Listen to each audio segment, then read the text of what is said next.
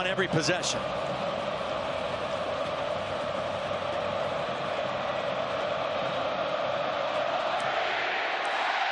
This time he hits a line drive that takes a bounce and still goes for a touchback right past Deion Stewart. So let's say hello again to Austin Allen, who leads the SEC in passing yards, passing touchdowns, and is the only quarterback in major college football with 7 multiple passing touchdown games.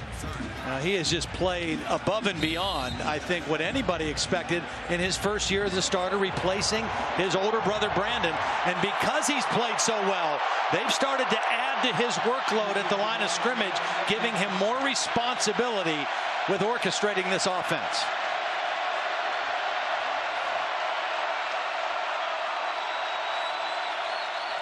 Raleigh Williams will get the night going for the Razorbacks with a good run. Impact players are brought to you by Chick-fil-A. Williams, coming off a big day against Ole Miss, had 180 yards and a 2-yard touchdown reception. Drew Morgan played a big role in last year's game against Auburn, had the game-winning touchdown in the 4th overtime. And Montavious Adams is on pace for career highs in sacks and tackles for loss, part of that outstanding defensive line.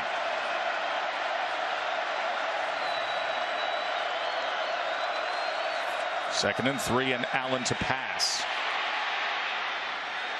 And he slings this out of bounds, incomplete, as he was looking Morgan's way. Kind of threw that one away. I thought he might just take off and run after he eluded the initial pressure. Thought he might have had enough daylight to get close to that first down. As it is, still a very workable, manageable 3rd down and 3. Auburn's defense coming in, doing a nice job on 3rd down, allowing 31.5% conversion, and a vast majority of those have been 3rd and 7+. So this is a much easier, manageable distance for Arkansas. 3rd and 3 as they go trips to the top here.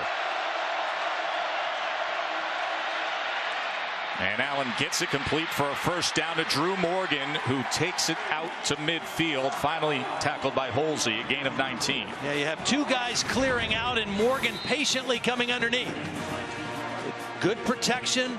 Raleigh Williams stays in to help block. Nice pocket. And Drew Morgan right in front of his quarterback. 2 receivers clear out. Morgan comes underneath. And the first 3rd down conversion of the game for Arkansas.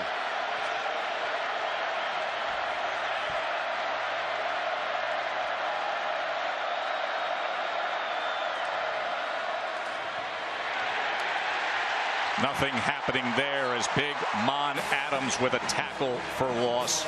Well, he is so quick for as big and powerful as he is. And he used that quickness that time to go right inside the center, Frank Ragnow, into the backfield.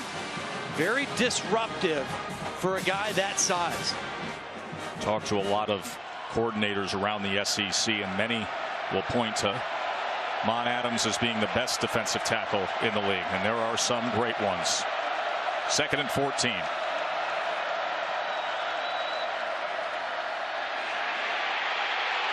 They got to him.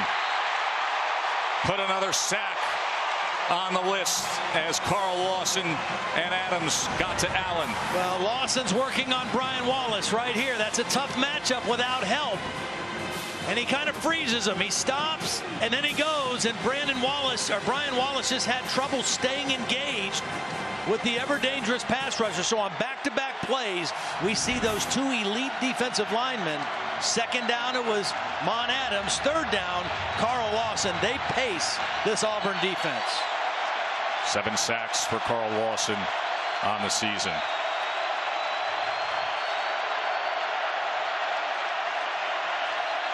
Third and 18 now for the Razorbacks as the flag comes in, and they will whistle that. Probably going to be 3rd and 23 now. Prior to the snap, false start. Offense, number 80.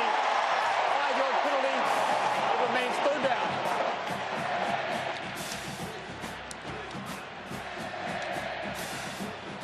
Brett Bielema has got an outstanding punter of his own in Toby Baker. And at this point, he has to be thinking, be smart, be safe. Try to play a little field position here.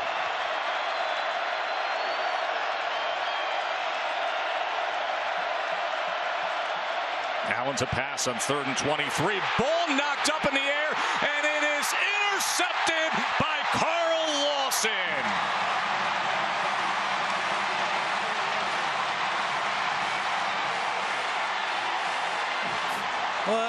It's Mon Adams and also Trey Williams. So Trey Williams is going to come on a blitz, but Mon Adams is going to push the pocket.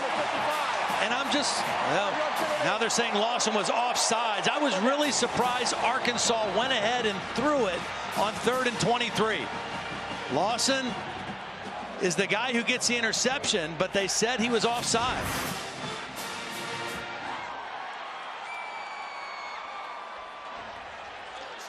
Dauphin, we're back to 3rd and 18. Either that or you keep Sprinkle and Raleigh Williams both in to help protect.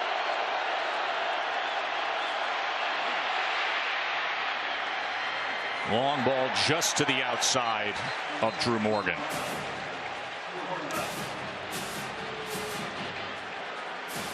Let's go back and take a peek at what the penalty flag was on. Well, here's Lawson right here. And that's who they identified as being offsides. I don't know. One of the better punters in the country is Toby Baker, as Marcus Davis puts his heels on the 16 for the return.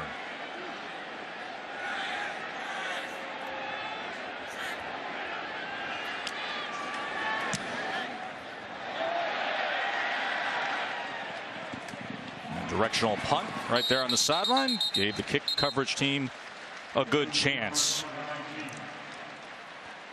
So Sean with Bo Jackson, as Bo on a video message that was just played to the 87,000 announced that Charles Barkley will have a statue honoring him and his great athletic legacy here on campus. The video message was kind of Bo going back and forth with Charles saying, hey, you're the #1 best athlete, I'm #2. You could make an argument for either one of those guys. Now here is Eli Stove, and Stove breaks free. This Stove is red hot to start the game.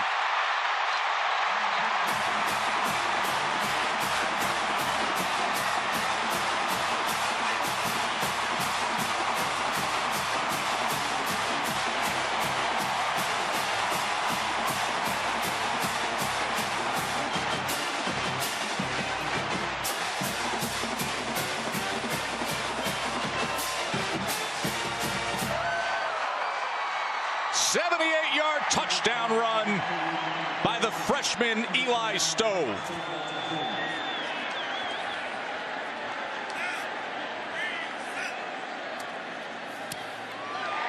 And the 119th consecutive PAT for Daniel Carlson. Well, that didn't take long. Beautiful play, Rhett Lashley. Very seldom do you see Sean White under center. It kind of fooled the Arkansas defense. And then the speed of Eli Stove, the freshman from Niceville, Florida, took over. And then one play, Auburn on the scoreboard.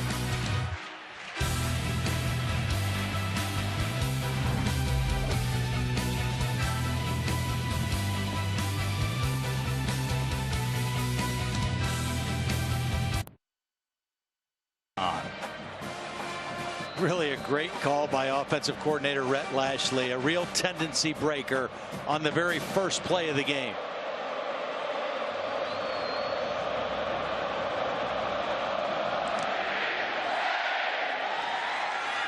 And that is the Daniel Carlson we're used to seeing with yet another touchback. Why it's a tendency breaker? Normally when Auburn brings a wide receiver in motion, it's to give the ball inside. And you try to make these guys' eyes go away from the back. But what's going to happen is they are going to fake it to Petway, who carried it 39 times last week, and give it to Stove. And then watch right here.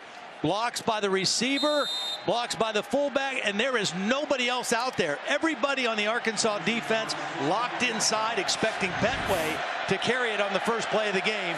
Instead, it was the jet sweep to Stove for a touchdown. Whaley getting the carry for Arkansas, just a gain of 2 there.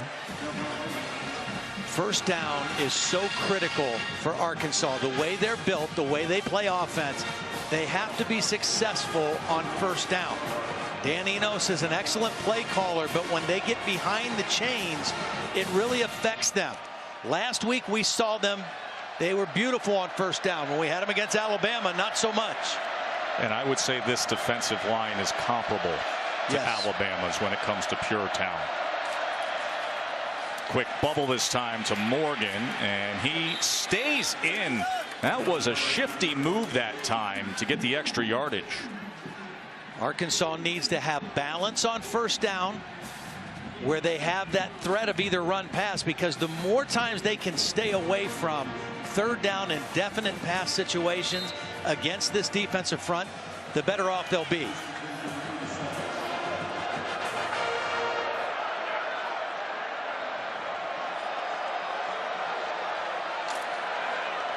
Tavius Russell, Carl Lawson.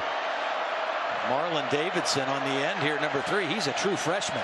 And is a grown man himself. 6'3", 275. First down pass. Here comes Lawson with pressure. And it forces an errant throw by Austin Allen. Holly. Well, guys, you can already see. Look at Dan Skipper right now getting into it with this defensive front of Auburn. There is a lot of pushing and shoving, and it started early in the pregame. Now, this is a routine. Arkansas always gathers in a circle before the game, but Auburn didn't like it when they came out because they do the same thing. Everybody had to split them up. They have warned the officials that this happened pregame and to keep an eye on things during the game. But I'm telling you, after every play, there is barking, pushing, shoving. It's got a little flair to it tonight out here, boys. Todd, what'd you make of that pregame? Well, I just think it's a lot of noise. I don't think there's too much seriousness to it. I mean, obviously, you know, the whole thing with the logo, and I'm sure the Auburn players didn't like Arkansas's players being out by the logo, but this is when it really matters. This is when it counts, when they're actually going after real plays here. 1st and 5 after the penalty. Motioning back in this time is Hammonds, and he gets the ball and is able to get past out towards midfield, where it'll be a first down for Arkansas.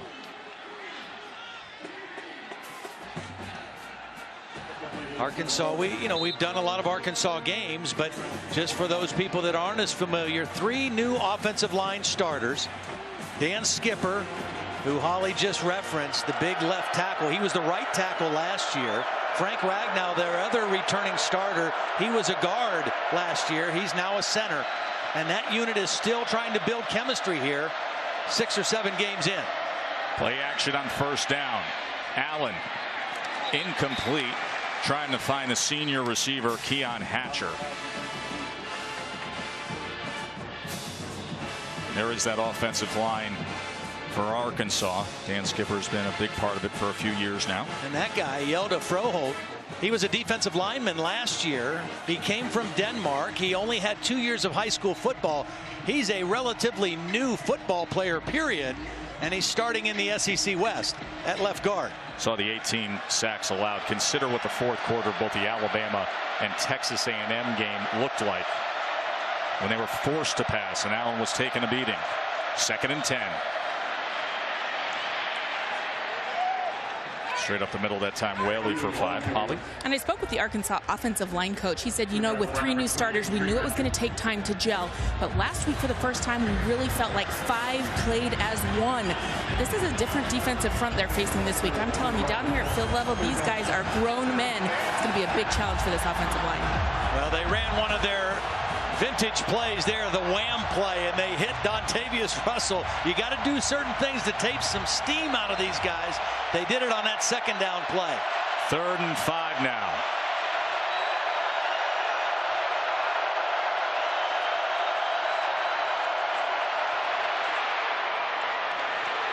Tackled right at the line to make was Drew Morgan by Rudy Ford. The mark looks like it should be good for a first down. Well, Drew Morgan's a smart receiver. I'm sure he knew what he needed with the catch.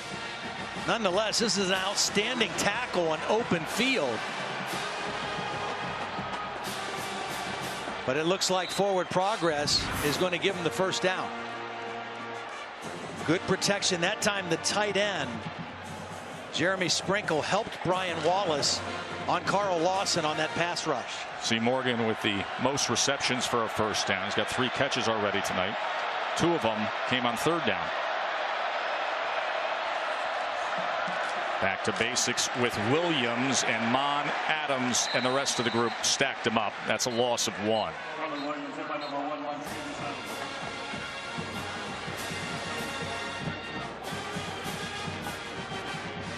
This Auburn defense has held 6 of their last 7 opponents to less than 20 points.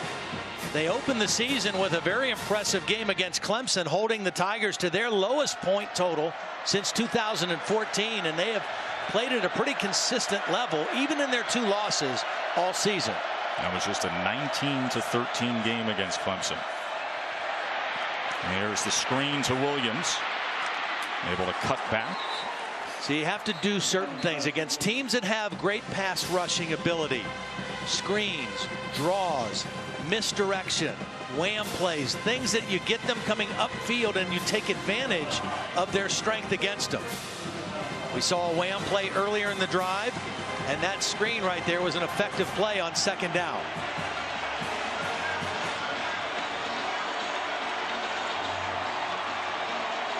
Third and 1 as they're going to bring in a little bit of beef here. Number 44, Cantrell goes 270, and the fullback, Hayden Johnson. They're going to split Cantrell out here. Play clock's down to 5. They better get moving here. Hit zeros. Get it off. They didn't get it off. Unless they called a timeout from the sideline, they did not get this play off. That could be a very costly mistake. Again, you don't want to put yourself in pass situations on 3rd down. Offense. 5-yard penalty. 3rd down. You know, something unique about Jordan Hare, the play clocks are low. They're just over the heads of those standing in the corner of the end zone. Well, it's up to the quarterback and the offensive coordinator. They come out on the field before the game. They go through all that. They identify where those are. That play just was slow getting called, and then they had motion with the play. And that difference between 3rd and 1 and 3rd and 6 against this defense, that's a big deal. So 5 yards further, 3rd and 6. Need to get to the 31. Lawson is the guy at the top of the screen, number 55. Deflected and should have been intercepted by Holsey. Well, Marlon Davidson, number 3, is the guy that gets the initial deflection. He's going to rush number 3. You're going to see him get a piece of the ball right here. That's the first deflection. He goes on a little stunt. He comes outside and gets a hand on the football. And then it's deflected 2 more times, and if that is caught, it's a touchdown, because there was an escort of blockers out in front of Holsey had he been able to hold on to that interception. So Baker on to punt. See if he can pin them here. Back rotation worked. And that penalty cost them a shot at what could have been a 50-yard field goal. Instead, Auburn ball when we return.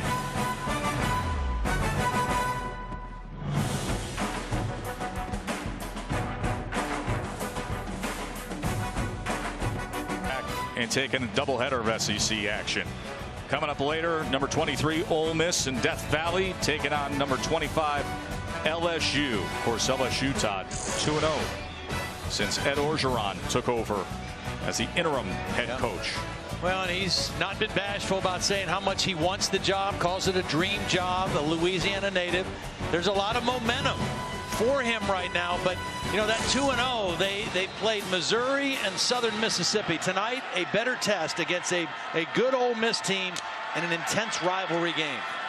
Here's Petway, Cameron Petway, who was a workhorse last time out against Mississippi State, had 39 carries for 169 yards and 3 touchdowns.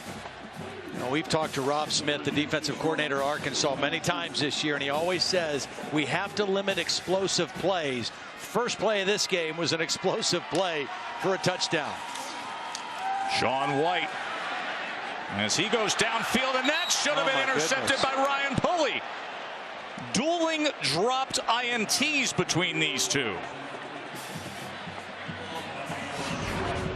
Well, it looked like a misfire because of a miscommunication. His wide receiver, Tony Stevens, kept going. That ball was thrown like a back shoulder fade or a comeback route. There was good pressure that got to Sean White, but he's lucky on that play.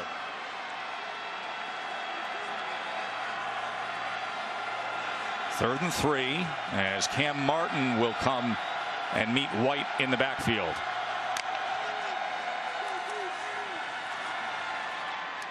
And a first down reception to Ryan Davis.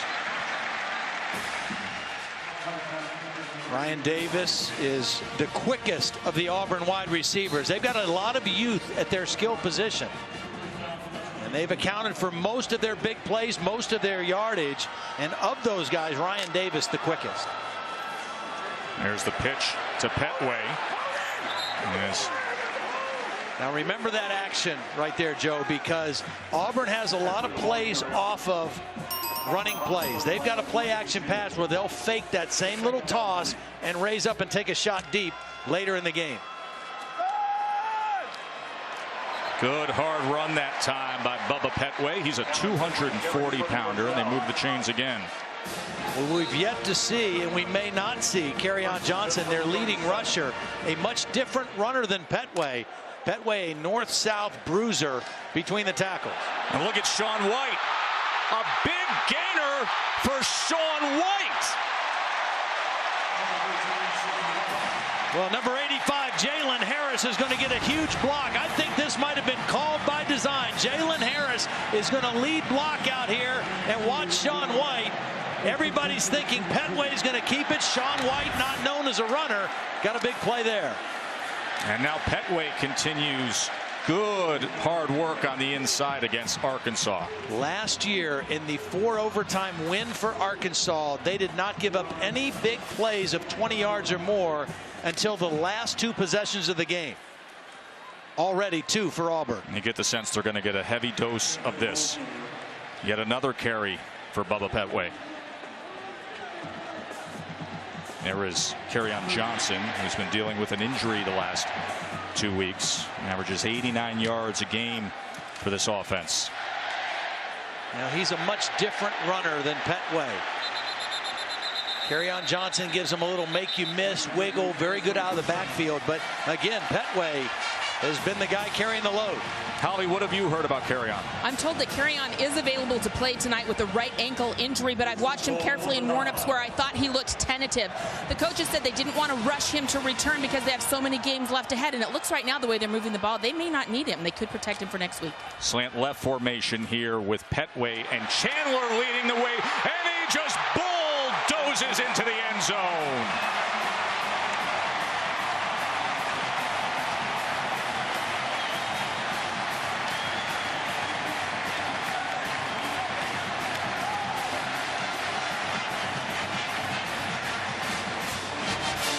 Make no mistake, Auburn is a run-first football team.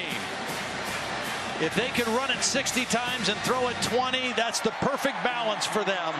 And they're off to a good start tonight.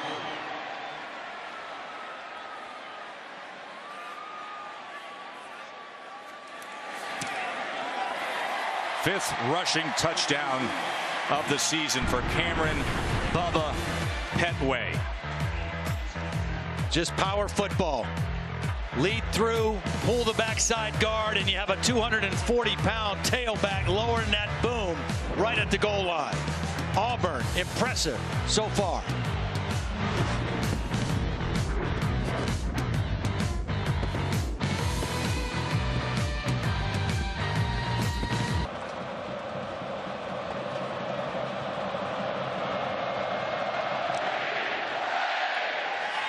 Another touchback with the big leg of Daniel Carlson. Let's check in with Adnan.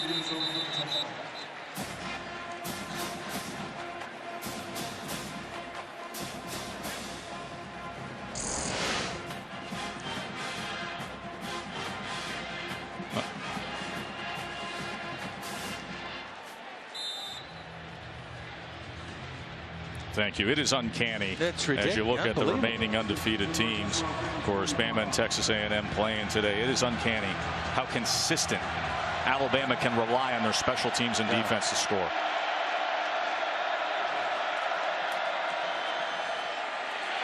Whaley gets rocked by Trey Williams. You know, on that list of undefeateds we just put up there, Todd, and you and I were watching a little bit of West Virginia today. What do you make of them?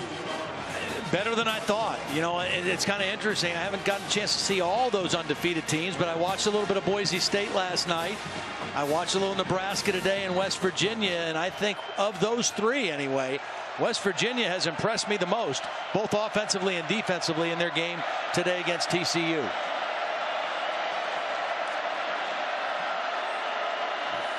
Second and 12. Allen goes down yet again. That was Byron Cowart, the former #1 recruit in the country. Second sack given up by Arkansas's offensive line. Pressure right here on the inside, working on the right guard, Jake Rollerson. And you know, one thing that I think Austin Allen's going to have to do, whatever that clock in his head is about when he's got to get rid of the ball, he needs to wind it a little faster in this game. He cannot hold the ball long against this Auburn defense. Very good job by Dontavius Russell there. And then there's always this guy in spots like this. 3rd and 19.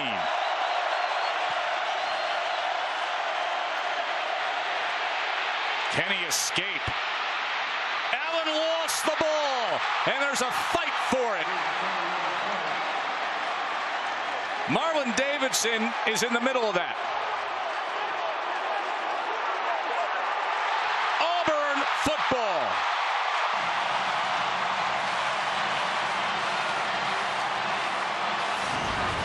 He was going to just pump fake. It's a good decision to leave the pocket and run. He's going to pump fake, and as he does, he just loses control of the football. And Auburn with the turnover. In Arkansas's 2 losses, they had 8 turnovers that led directly to points. He got away with an interception that was wiped out because of an offsides penalty, but that turnover is all on Austin Allen. Look at over the last 5 games. 7th fumble loss. The true freshman Marlon Davidson with the recovery there. Number 27.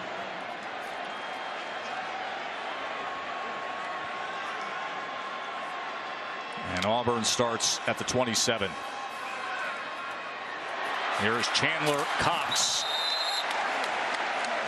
Throwing the dog a bone there. Chandler Cox, the fullback, a very physical kid. He's the guy in this offense. If you follow him, the ball's going to be behind him most of the time. Mostly a blocker. You throw him the ball every once in a while to keep him happy. And now Truitt gets a carry.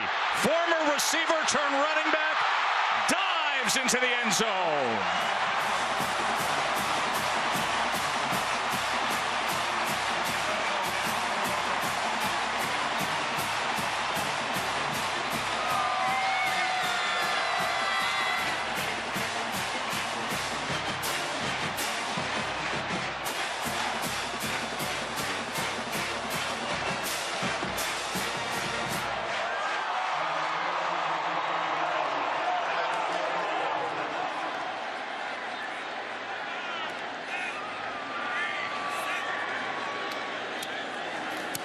Little 5'9", 185-pounder with the 20-yard touchdown run. Well, keep an eye on Chandler Cox.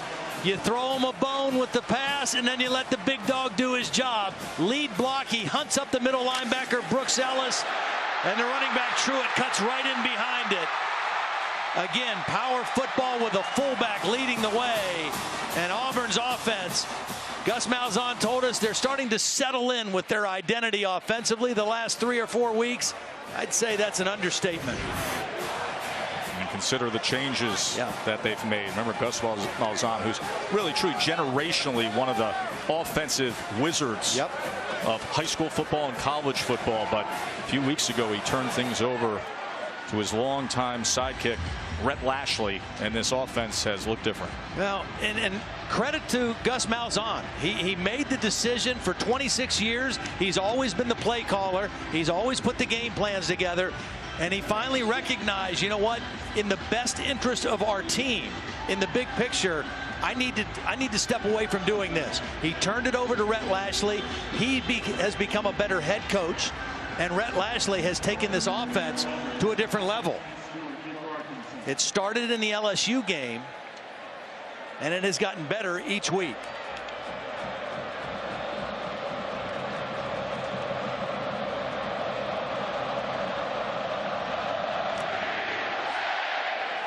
Seen it every which way now from this Auburn offense. Adnan.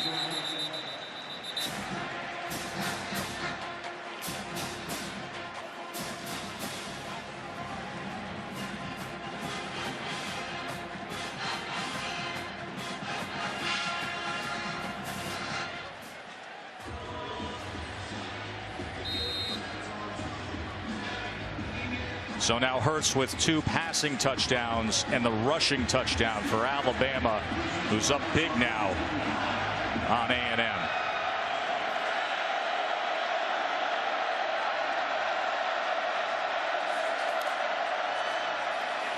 Devwah Whaley, he was met and sent back by Stephen Roberts. So Bama sits on top at #1. This is what the preseason poll looked like in terms of #1 votes. A smattering across the board. LSU even in the mix there. This is what it looked like this past week. Got your friend from the LA Times that's keeping that Michigan vote there, but it is so hard to deny the reality of what's happening in T-Town. Of course, watching what's been bubbling up here on the plains in recent weeks, we could have a very interesting end of November, couldn't we? Allen goes down. This front is doing damage. Jeff Holland that time. The 3rd sack for Auburn. Well, again, the clock has to get speeded up for Austin Allen. His guys are overmatched with the pass rushing ability of this Auburn defensive front. So it's got to get out of his hand, or he's got to run sooner in order to survive. Eli Stove, Bubba Petway, and Stanton Truitt give Auburn a 21-0 end of first quarter lead.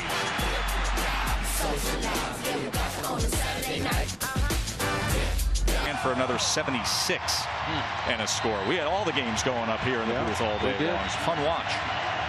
This is the 5th third down play for Arkansas, and the 3rd one that has been where they've needed 10 yards or more to convert. Very tough against this defense. 3rd and 10. And he's able to get it to Williams, who tried to fight for that line to make. It'll depend on the spot. I think they're going to put him maybe just a couple inches short. When you can generate enough pressure by rushing 4, and that frees you up to use 7 in pass coverage, it's very difficult to get guys open on 3rd and long. At that time, Austin Allen had to dump it down to his running back as an outlet. And Brett Bielema right now showing he's going to go for it on 4th and 1 in a desperate situation. 4th and a couple inches from your own 35. Pitch this time. Whaley able to get to the corner, but that's the reality of down 21 to start the second quarter. Timeout, Auburn. And they're saying a timeout was called by Auburn prior to the snap. Arkansas tried to go with a quick snap. They knew they were going to fake like they were wedging it inside and get the ball to the perimeter. But Auburn, from the sideline, able to call timeout before the ball was snapped. Let's go to the studio to Adnan.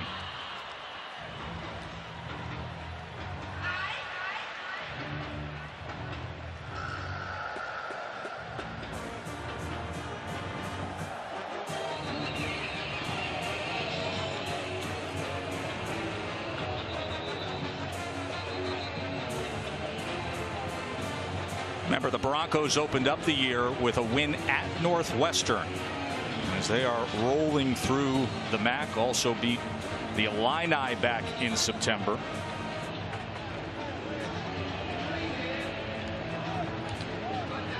Well, I don't know if Arkansas is still going to go for it now or not. They had the element of surprise with the quick snap. They would have converted, and now after that timeout, I don't think Brett Bielema wants to mess around with it.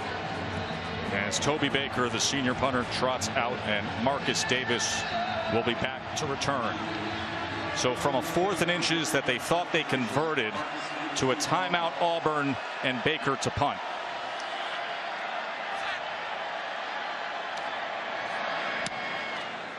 And it's not a good looking punt at all. Takes a bounce at the 27, and then an Arkansas roll harmlessly inside the 20.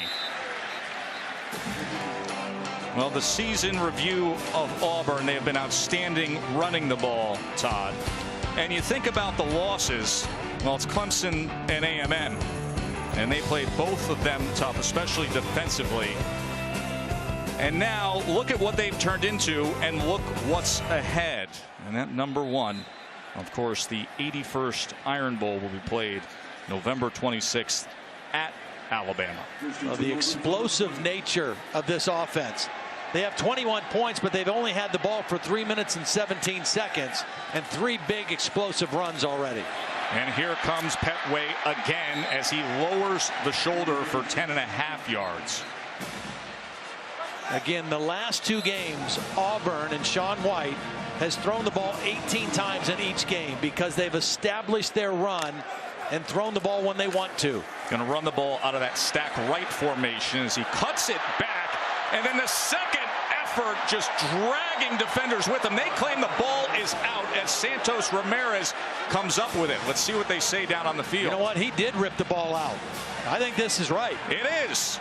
Petway is fighting for extra yardage, and Santos Ramirez, who's the guy who got the big hit on Chad Kelly last week and forced the fumble, rips it out. This is a heads-up play by Ramirez. As Petway is getting ready to go to the ground, he rips the ball out. Oh, he's laying on the ground, it looked like there, Todd. Going on the field with a fumble recovered by Arkansas. The previous play is under review. Clearly you can see Petway had hit the ground at the moment that Ramirez then rips it out. Yep. Yeah, that one will get a reverse. So it's pretty obvious that they will have the indisputable video evidence to reverse the call here.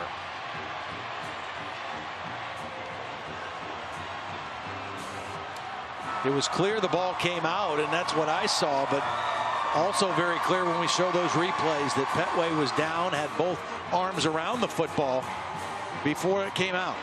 How about the running ability of Petway? You know, Todd, he came to Auburn. He was in the mold of that fullback, that H position. Only had a carry last year. 1 carry.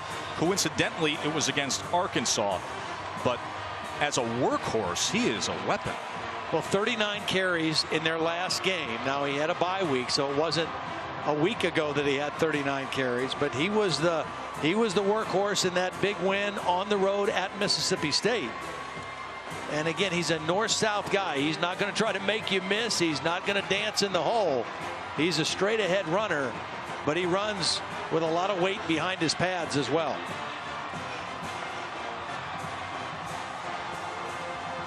If they do turn this over, or if they do reverse this call and give the ball back to Auburn, this would be the perfect time for Rhett Lashley to go play action and take a shot deep. They've not tried it yet. They like to take deep shots, and it's usually off of some form of play action or a fake screen of some sort. And when you say play action with them, that could also be that jet sweep motion that they're prone to use. And there is Rhett Lashley, one of the real top up-and-coming coordinators in the sport. And he took over the play calling in recent weeks, and this offense has found its identity for sure. He and Gus Malzahn have a long history, dating back to high school, dating back to middle school. In the state of Arkansas. Yep. And again, prior to the LSU game, Gus said, you run the show now. Let me do the head coaching thing and be a better game manager and strategist, and you be the play caller. After further review, the runner was down at the 47-yard line. That one's over. First down for Auburn. That's Ken Williamson is heading up this SEC crew, and Doug Linebarger is upstairs with the replay folks. Well, they got it right for sure. I mean, Petway is running hard. He's charging. Arkansas looking for something good to happen. A nice idea by Ramirez, but Petway is just bulldozing his way through this Arkansas defense. A lot of time on the sideline for Rhett Lashley to decide what play he wants on this first down play from just shy of midfield.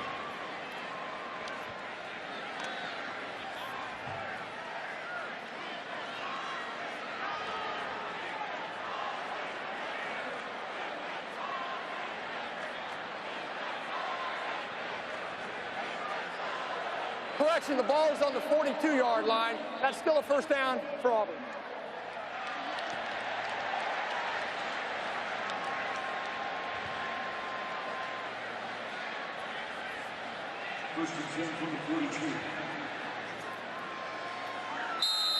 So a first down for Auburn after they reversed the call.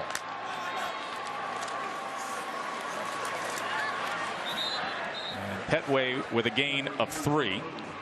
Right now, Arkansas is selling out to stop the run. They're single coverage on the wide receivers, a single safety, and trying to get as many bodies around the line of scrimmage as they can, which is going to make them vulnerable to a deep throw down the field. Darius Slayton, number 81, is the fastest wide receiver for Auburn. Here is that play action off the jet motion, and he's going to actually check down to it with Ryan Davis, as Davis gets 2 yards there, tackled by Andre Tolliver. Good coverage downfield by Arkansas that time, forcing the dump off throw. And a good decision by Sean White not to get greedy. It wasn't there. Take what the defense gives you and give yourself a chance on third down. 3rd and 5.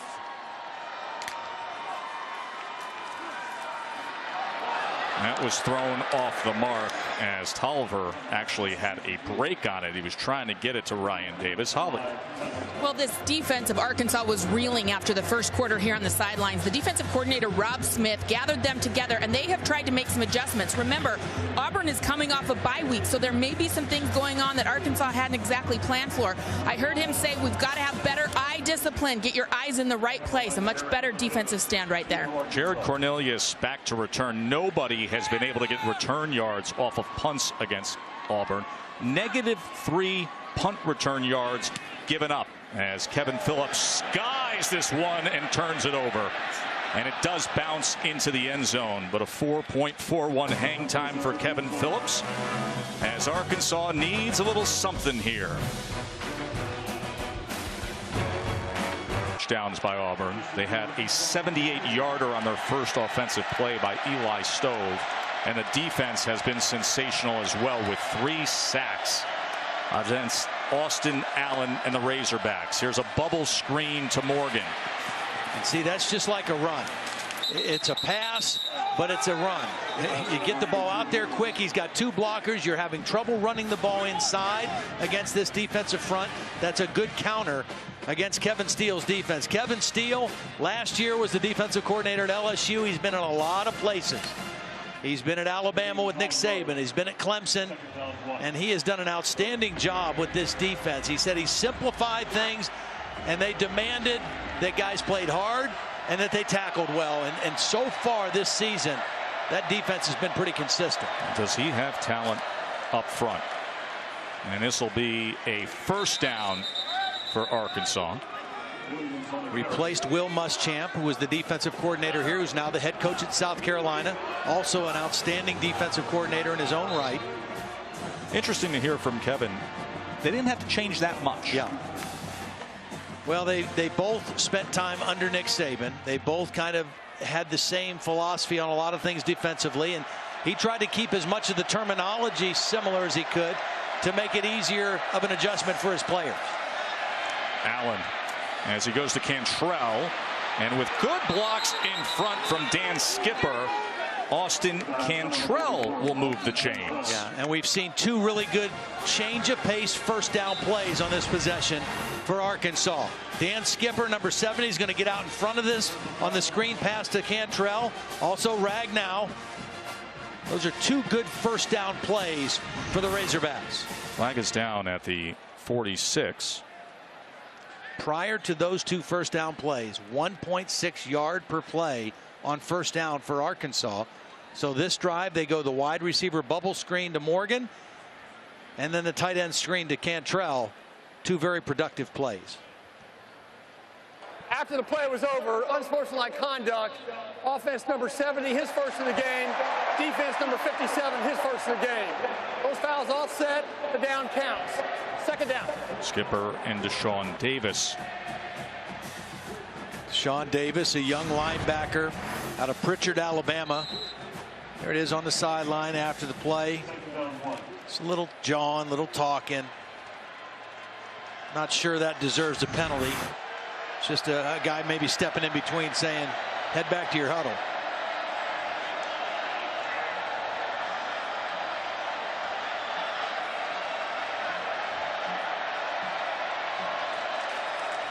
Second and 1. Williams trying to drive, but it was Deshaun Davis, the first to get into the backfield. Let's see where they spot this. Yeah, really a well-timed run blitz by Deshaun Davis. The guard Rarlson unable to cut him off. Deshaun Davis, his first year playing, a very smart guy. Kind of the quarterback of the defense. Thought it was interesting. Kevin Steele described him as a problem solver. Said if he sees something out there that's a problem, he has the ability to fix it on the field. It's a nice way to describe a middle linebacker. It really is.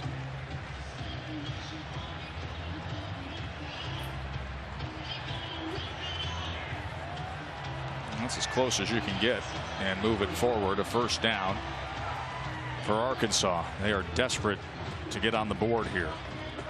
Well, we've seen a couple screens on first down. One of the things Arkansas loves to do, but it takes a little bit longer protection, is play action with the deep crossing routes, the over routes, to try to get a big chunk play. The problem is you got to protect for a little bit longer in order to do that.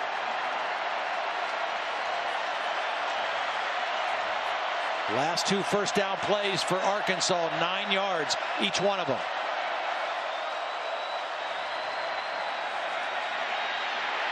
Allen feeling the heat, but able to get it complete just short of midfield to Cantrell. And he is holding his right knee. He has been such a tough guy in recent weeks against some of the best defensive fronts in the SEC, but he is down right now after that play. He took a shot at the end of the play that did not look good. That's his dad, Bobby, who's been a longtime member of the Arkansas staff. It was Carl Lawson, number 55, and quite honestly, this could have been called a penalty on Lawson. The ball's gone, and he rolls into the back of the quarterback's legs. Certainly not trying to hurt the quarterback, but Austin Allen looks in pain. We'll check on him as we return. Ty Story is warming up.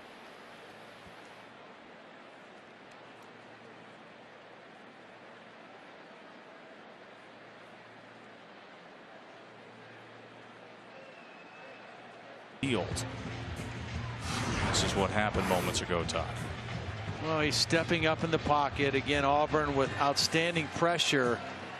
And Carl Lawson hustling at the end of the play, rolls into the back of the legs. As his father, Bobby, looks on. And as seldom used Ty Story, the redshirt freshman, is in at quarterback. Here's the pitch to Williams on 2nd and 4. Let's go to the studio and check in with Adnan.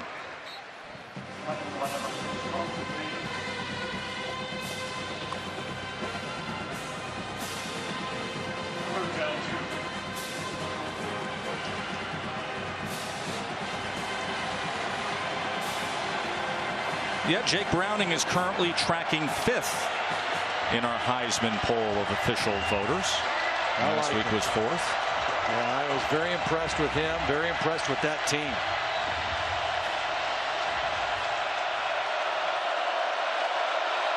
Third and 2 now. TJ Hammonds into the backfield. And he takes the pitch from Story, and there is nowhere to go at all. As Marlon Davidson with a tackle for loss of 5 yards. Well, Marlon Davidson is in a stand-up position, and he's working against Austin Cantrell. Here's Marlon Davidson, the freshman, working on the tight end. He comes right inside of him into the backfield and stops this play. This defensive front is legit for Auburn, and that's how you build a great defense. And Kevin Steele has the makings of a great defense because of that defensive front. All too familiar scene, a punt from Toby Baker here tonight.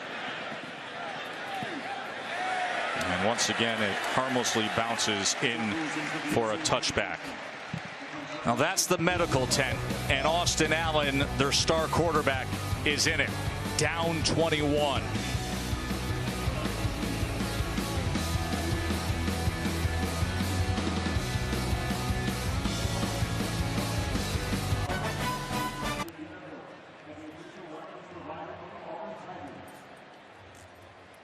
Been rolling the live oaks at Toomer's Corner for over 50 years. There's a live look right now at Toomer's Corner. There it is overhead. You see Sanford Hall and the famed clock tower close by. We're not far away at Jordan-Hare Stadium. And here comes the motion around with Stove, who opened up the game with the big touchdown run. Same kind of play. They started in the shotgun like they do 99% of the time. The last minute, Sean White went up under center, and they brought the wide receiver on the jet sweep. That time, Arkansas a little bit more prepared for it. Base stack left formation as Petway runs out of that. He just trucked Santos Ramirez, spun and kept going. 10-yard run. You know, it's pretty obvious in this game, just watching the action on both sides of the ball. Good up tempo there as they snapped in only 9 seconds. The difference between a team in Auburn that's coming off of a bye week and a team in Arkansas that has played 8 consecutive weeks and gets their bye week next week. There's a much different speed that Auburn is playing at on both sides of the ball. There's Sean White that time keeping. Remember, he had a 40-yard run earlier tonight. Now, Brett Bielema thought because there was a fall break that they were going to get their team a little bit more rested. They were able to allow them to have a little bit more rest, sleep in on Monday and Tuesday, and still get them on the field.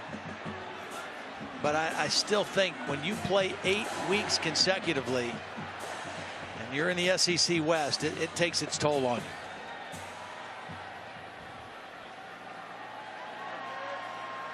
Third and 3, they go under center. And this is a pitch to Stanton Truitt.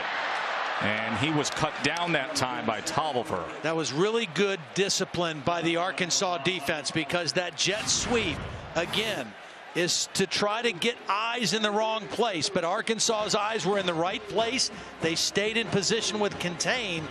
And Andre Oliver with a nice submarine tackle short of the first down. So Kevin Phillips on to punt again. Told you that unique stat.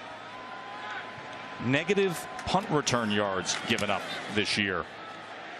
This is high and short. It'll be a fair catch as the coverage team was standing right over Jared Cornelius. Austin Allen is still in that medical tent. Will we see him? Stick around.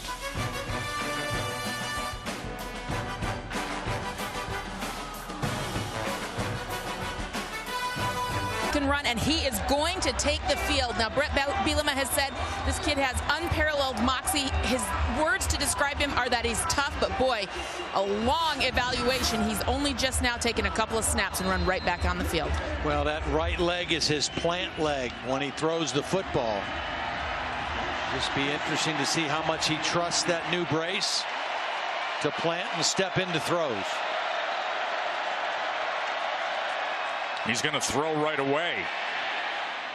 And it was a good ball to Keon Hatcher. As he gets it out to the 35-yard line, a 17-yard reception. You know what? Brett Bielema talked about the moxie, but Joe, you and I were talking about this. Every single defensive coordinator and head coach of an opposing team that we've talked to about Austin Allen, without us even asking a question, has said the same thing. The guy shows incredible toughness. He keeps getting back up and throwing the ball with accuracy. I mean, he is a well-respected guy around this league. Devwa Whaley on the carry here. And it's really tough to find room against that Auburn front seven. Darrell Williams with the tackle. Well, even though you're down 21-0, you can't abandon who you are and what your offense is built like. That's why you still have to run the football or try to run the football. Because, again, if you get into a situation where you're just going to throw every down, you play right into the strength of this Auburn defense and their ability to rush the passer. Well, he's going to stay in the backfield with Allen. Well, he's got Reed and Cornelius, speedy targets on the bottom of your screen on 2nd and 9. Here's a slant this time to Cornelius. And he's going to be close to the yardage needed near the 45-yard line. Austin Allen's now hit his last 6 passes. It's been a couple screens. That was a quick throw. Again, Dan Eno's trying to figure out what can I do to get the ball out of his hands and protect him a little bit. 6 straight completions after leaving the game moments ago with what Arkansas has told us is a knee sprain. 3rd and short.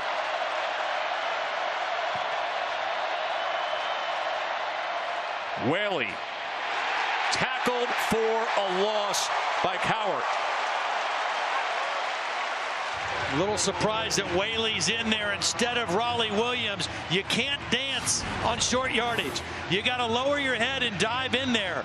The fullback Kendrick Jackson leading number 34 Cantrell. You got to lower the shoulder and go right into the sternum of number 9 and try to power for the first down. As soon as he tried to dance and bounce, the play was dead. Nice play by Cowart in that Auburn defensive front.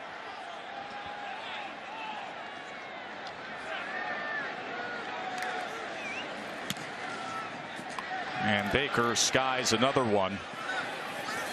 And once again, it hits inside the 5 and runs through the end zone. Well, as always, we invite you to start off your NFL Sunday with NFL Insiders. They'll have all the breaking stories and injury news, and then Sunday NFL Countdown. That crew will take you right up to kickoff. Monday Night Football, Texans against the Broncos. That'll get going at 8:15 Eastern on ESPN. Of course, think about former quarterback, current quarterback, and the difference in price tag between Brock Osweiler and Trevor Siemian.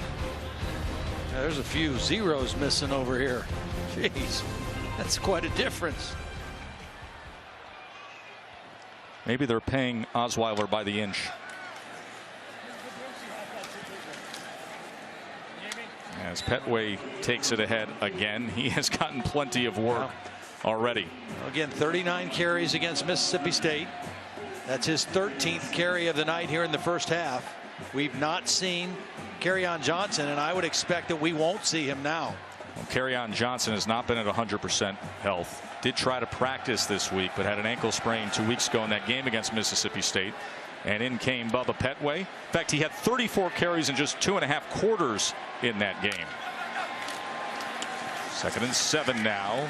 Well, and I think an ankle injury like that to a guy like Petway wouldn't be nearly as troubling as it is to Kerryon Johnson because of his style of running. Kerryon is a jump cut guy, a guy who can make people miss, and that really is difficult when you have one bad ankle.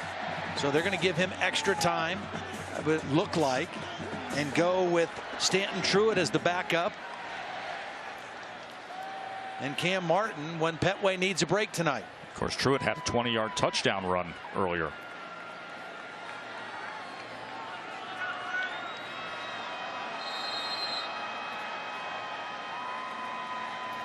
Timeout, Auburn. 2nd timeout of the half. And that gives us a chance to go to the studio to Adnan. This will be a 30-second timeout.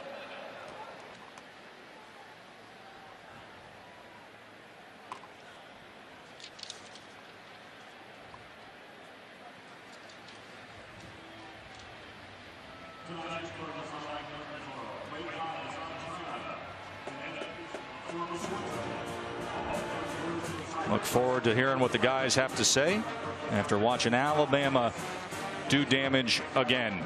Jalen Hurts had 2 passing touchdowns, a rushing touchdown, and Jonathan Allen with a fumble recovery for a touchdown. Well, if Alabama played, then that means they must have gotten a defensive touchdown. And it happened again.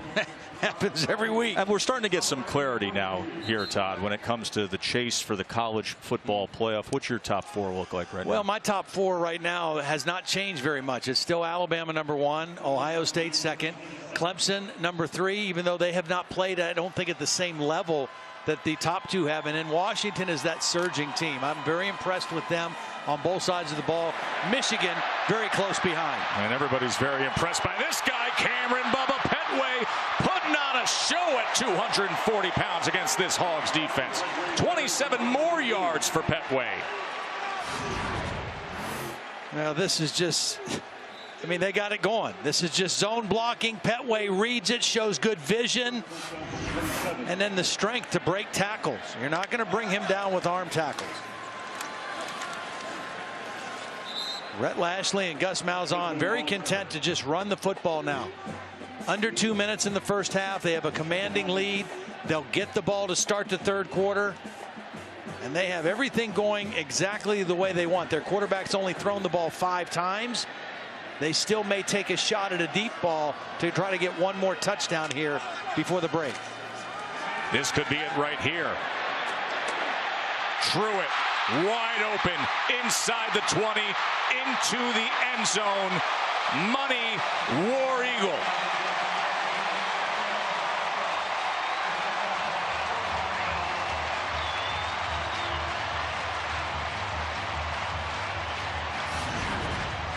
Well, Truitt is going to come in motion here. And he's going to go out, and Santos Ramirez, as he comes up, he's just going to kind of get frozen looking at the reverse and lose sight of the guy running right past him, Truitt. The motion again affects eyes. That time it affected the safety, and Auburn with another touchdown. Todd, teams don't stay the same. They get better or worse. This Auburn offense is getting a whole lot better as the season goes on.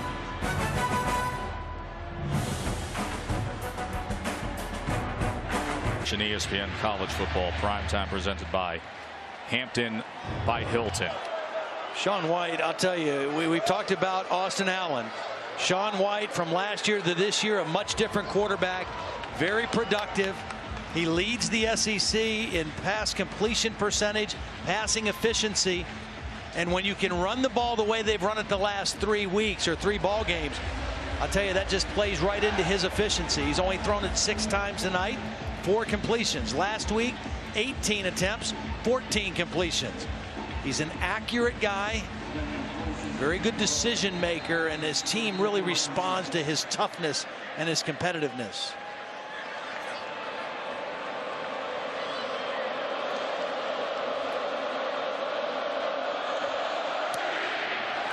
Now there is the national leader in touchbacks, Daniel Carlson. Taco Bell's a proud partner of the college football playoff. Be on the lookout for Taco Bell student sections. Passionate fans like this all season long. And is there ever passion here at Auburn? One of the great pageantry-filled shows in college football. Always feels like an event down here, doesn't it? Yeah.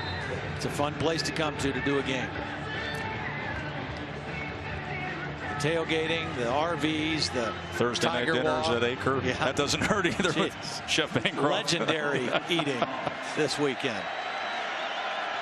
I think they should make a statue for Chef Bancroft and Miss Eloise. You got Barkley, the Heisman winners, and Miss Eloise and Bancroft in your world. There's Trey Williams with the tackle there.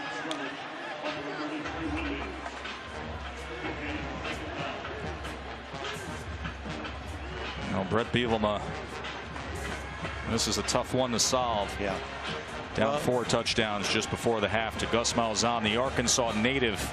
Got those proud Arkansas roots from being inducted into the High School Sports Hall of Fame back in his native state, to his success at Arkansas as well. Raleigh Williams, good run that time, taken down by Swain.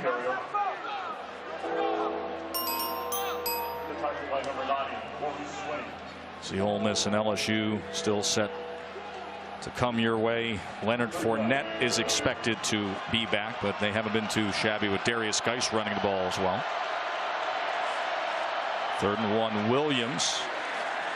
And he's able to muscle ahead for a first down. See, they had Williams out that last 3rd down and short, and Whaley was in there, and the young back tried to dance and make a bigger play than what was there.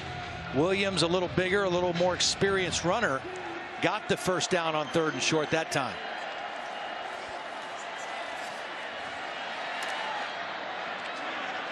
Keon Hatcher now coming back to the ball. Only 5 seconds left, 6 seconds left in the first half. Timeout, Arkansas. First timeout of the half. This will be a 30-second timeout.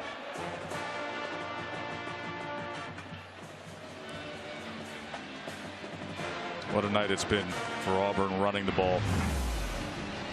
Well, they make no bones about it. They want to run the football. They're a power running team. This was the first play. They faked the inside run and go with the jet sweep. They opened the game with a big play by Eli Stove, and then they started pounding it with their big 240-pound back and the one quarterback run. You had the quarterback run and the jet sweep, and everything else after that has been pretty much this guy, Cam Petway. Good blocking in that offensive line. Good lead blocking by the fullback, the H-back Chandler Cox. And you take a look at those numbers. 268 yards rushing already. The last time out against Mississippi State, they built a 35-0 halftime lead. They had 335 yards of total offense in the first half. And they have picked up right where they left off after the bye week. I thought you brought up a great point about Gus Malzahn, guy who's been acclaimed as an offensive genius, but felt like he needed to be more of a head coach. Turned over the play calling duties to Rhett Lashley, and this engine has been revving now for weeks. He feels like he's developed better relationships with his players and also with his other coaches, because there's a lot of responsibility. If you're the play caller and the offensive coordinator per se, you lose touch with a lot of other things. You have to really hone in on that. Is there something here for Arkansas before the half? That was a good gainer to Keon Hatcher, a 12-yard reception, and still 4 seconds remain. They're going to try a long field goal here, try to get some points on the board before halftime.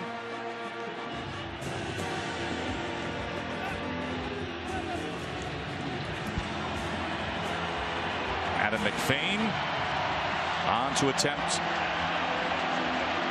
the long field goal here, a 54-yarder. Auburn called timeout. Timeout, Auburn. 3rd and final timeout of the half. This is a 30-second timeout.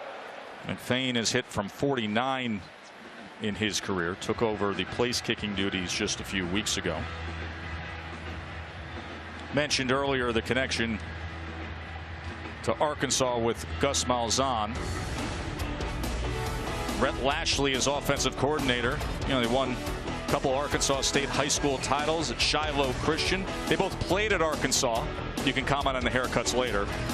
Coached high school football successfully as coach and assistant. You know, Rhett's been with them since the 8th grade as a player, as a graduate assistant, moving on to Arkansas in 2006, and then gave him the offensive coordinator job when he was the head coach at Arkansas State. And of course, they come down here. There's Jay Jacobs, the athletic director, talking things over with one of the rising stars in the game, a young assistant in the coordinator, Rhett Lashley. And here is McFain from 54. And how about that 54-yard field goal for Adam McFain? The first thing to feel good about as this first half comes to an end for the Arkansas Razorbacks. Auburn was running all over them. Let's send it back to the studio for the Buick halftime report.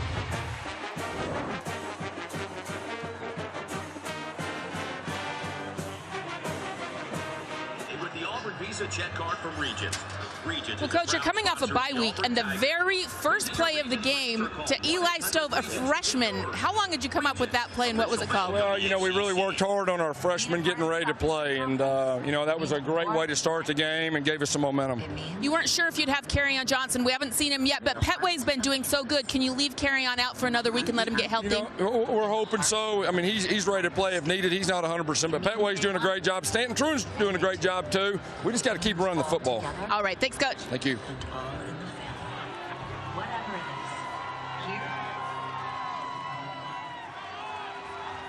Stop the run, and Arkansas not able to do that in the first half. And they're going to get the ball to start this second half. Squib kick that goes out of bounds. Moments ago, Coach Bielema with Ollie. Well, Coach, how serious is Austin Allen's knee injury? Well, obviously, you got more than anything, it's a bruise. Got stepped down there, and everything checks out structurally. He wants to go and got clearance from the doctors. But again, another great individual performance. What's not going so great? Defense, 268 yards. How do you fix that? Well, obviously, they couldn't wait to run that first play. We got to secure. There's been 3 times where we've lost our edges, all resulting in critical downs. They ran that wheel route over there, obviously baited us into that. We have to secure, contain the football outside in, and obviously tackle a lot better. Thanks, Coach. Thank you. That play that he says they couldn't wait to run was Eli Stove's 78-yard touchdown run. What do they start the second half with? The sledgehammer again. Cameron Petway. 17th carry of the ball game. He's got 120 yards tonight. Had 169 and 3 touchdowns last time out against Mississippi State. Look at the first half numbers that he has put together. Remember, Kerryon Johnson is out injured. Stanton Truitt now in the backfield. And he gets to the outside here. Well, that's exactly Good what. pursuit. Yeah, that's what Brett Bielema was telling Holly about. Setting the edges, not being soft on the edge of the defense. Pursue, keep the ball on your inside shoulder, and relatively short gain on the play.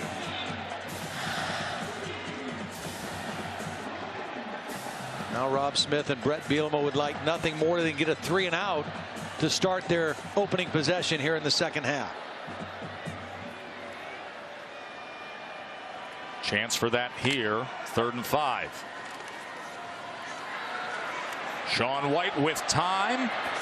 And that's where they want to see improvement with Sean White, is his accuracy downfield, Todd. Yeah, he's a very accurate thrower on short and intermediate routes. He has not been as accurate, and part of it is because his follow through is kind of weird at the end of deep throws. Instead of stepping into the throw and following through on balance, watch him kind of fall off to the side after he makes the throw. That can't do anything but affect his accuracy on those deeper throws. He gets away with it on the shorter throws. It comes back and get him a little bit on the longer throw. So Phillips on to punt, and this is an umbrella punt that goes short and bounces at the 30, retreating towards the 32-yard line. So not a good effort there by Phillips, just a 29-yard punt. What do you say we get to the Aflac trivia question? Austin Allen or Raleigh Williams came in leading the SEC in pass yards and rush yards, respectively. When's the last time one school had the quarterback lead the SEC in pass yards and the running back who led in rushing yards? That's a good one. Yeah. That is a good question right there.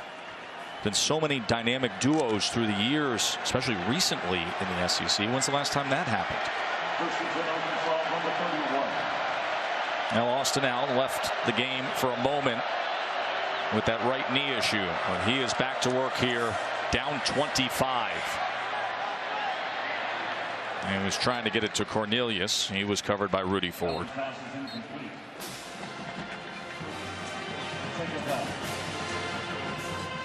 Haven't been many opportunities to go deep down the field because of the protection. That time protection was good, but Auburn's deep coverage was better.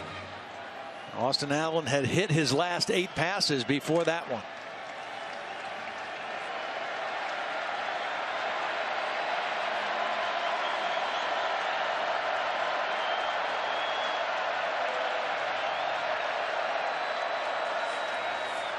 Second and 10. And a crossing route. Keon Hatcher for a first down. Out to the 48-yard line, 17-yard reception. Nice job by Austin Allen just maneuvering in the pocket. Now watch Mon Adams. He's going to get pressure. And Austin Allen doesn't panic. He's just going to sidestep a little bit, open up a new throwing window, and find Hatcher over the middle for a nice completion. Took both Rollerson and Williams to try to contain Montrevious. Mon Adams, one of the best defensive linemen in the country.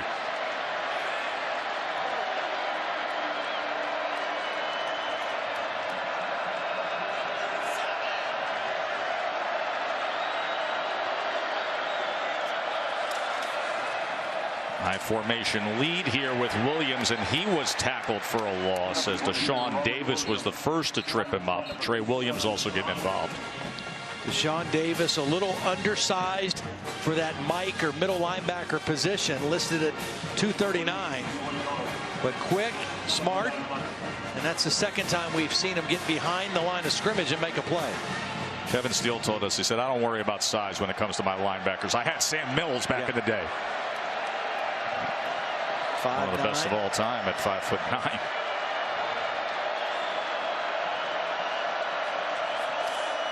Second and 11.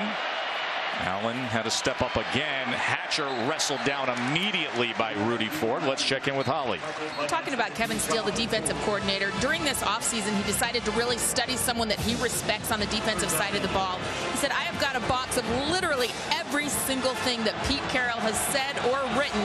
He really wanted to make a good impression with his young people on how to motivate them, how to get them energized. He said, Pete Carroll coaches with confidence, with fun and energy. That's what I want to be to these young men. And so far tonight, it looks like he did the right things. And still is Bill. And right now, it's the roar of a crowd on 3rd and 8 and facing this defense for Austin Allen.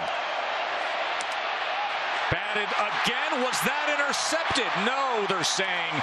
But you see the athleticism of Mon Adams as Marlon Davidson, so active getting in there against Allen. They're so versatile because they can take Mon Adams and put him at the end and put Lawson in here at the tackle, and they can just adapt either way. And it's those two that combine. You see the twist on the other side. Marlon Davidson in there with the tip. This front is impressive. Marlon Davidson has an unbelievable upside. Yeah. He and number 5, Derek Brown, the two true freshmen that are part of this defensive line rotation.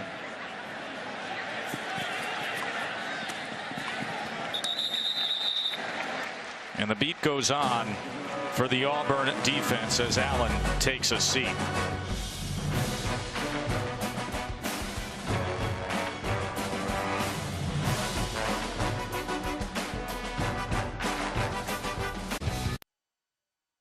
That's important in this offense, particularly as fast as they want to go. Really understands what they're trying to do. Pretty easy to do that the past couple games. Handed off to Bubba Petway again for 5. Petway's been sensational. The one area where Sean White, the coaches, told us he needs to continue to improve is his consistency in throwing the deep ball, because a lot of the big plays in this offense are generated off of play action deep throws. Very accurate short and intermediate routes. 2nd and 5, and Petway again is rolling. Sean White came in today leading the SEC in completion percentage, but there's something unique with him, Tom. Well, in pregame you can see he just follows through on balance like you would expect, but in the game sometimes he gets a little overexcited with his feet, and that fall away just affects his balance. There's Ryan Davis on the hitch to the near side. And he's probably not even aware of in the game because he doesn't do it in practice. But in the games, he gets a little excited. Brett Lashley says, I think sometimes he wants to see where the pass is going and see how big of a play it is, and he just doesn't finish the throw properly. 2nd and 3. Look at Bubba Petway crossing midfield. You know, back to the Sean White conversation, Todd. You know, there was a point earlier this season when White and John Franklin and Jeremy Johnson were all out there. The Clemson game, they were rotating 3 quarterbacks as they keep it on the ground again. But really, Since Gus Malzahn and Rhett Lashley gave Sean White the keys to the car, just having that confidence and knowing you're the man, you've seen him emerge.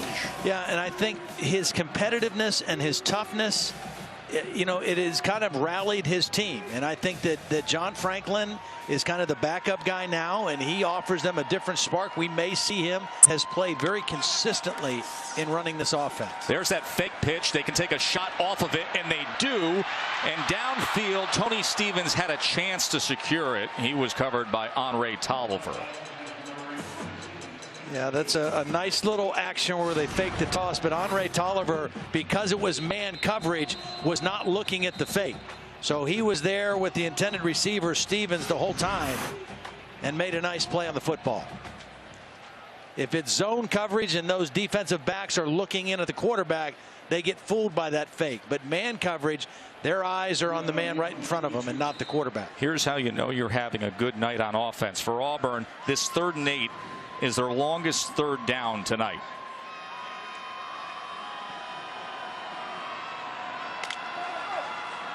Some A-gap pressure. They pick it up. Sean White. There's the completion to Nate Craig Myers for 11 and moving the sticks.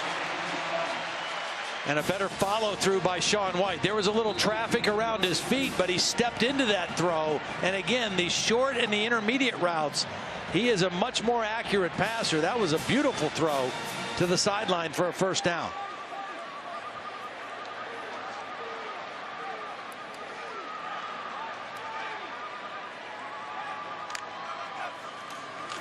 Here's counter out of that slant left, and this time it was well read by Josh Lydell.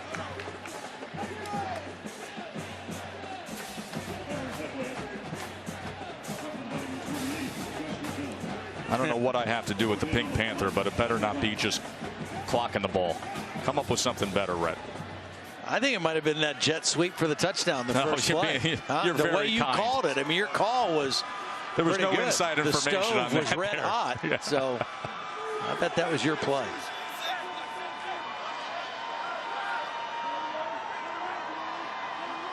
Holly's mad, though. She wants her picture on. She's far more deserving, trust me. It was a good break on the ball that time by Jared Collins.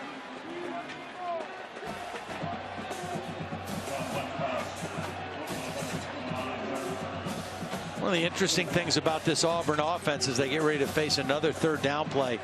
Their offensive line coach, Herb Hand, one of the most well-respected line coaches in all of college football, very unique, is not on the field. He's up in the press box. There's Herb. You don't normally see an offensive line coach that's not on the field with his guys. He has a GA that's down there with him. Herb Hand sees the whole field, has more of an offensive coordinator's mind and mindset and look at the game as opposed to just a line coach. You know, Herb Hand is also another reason why Gus Malzahn felt so comfortable in not being the death by tiger. It's a maple donut that's got a sausage link right in the middle of it. I like sausage. I like donuts. I don't like the idea of that combination. Local fans like this combination. Sean White and a lot of green in front of him. Good run by White. 1st down, Auburn.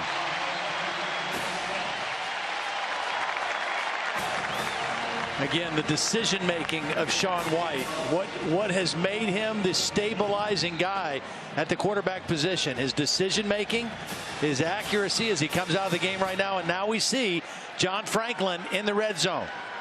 Averages 11.4 yards per rush. John Franklin. And here he goes. And look at how fast he is. It'll be 1st and goal, Auburn. 11 yards there. Right on his average. Yep, design quarterback run. He showed pass. He waited for his pulling guard, Alex Kozan, to get out in front and followed him for a nice gain.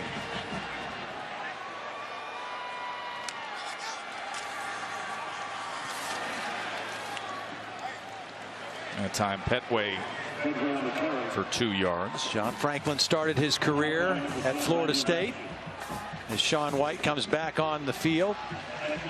Went to East Mississippi Junior College, and by all accounts has been a great teammate here, has just been a guy that they really feel strongly about. During the bye week, he got most of the reps, And I think in the red zone, he gives them a real different threat with his running ability. 2nd and goal. Petway met at the line of scrimmage, and it barely mattered.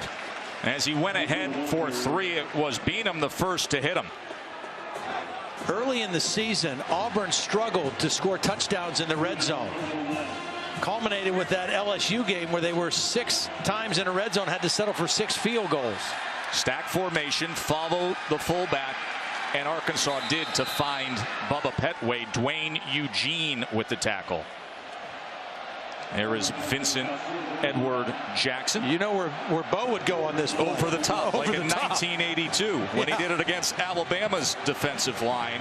One of the signature victories in Auburn history, ending Bama's 9-game winning streak over Auburn.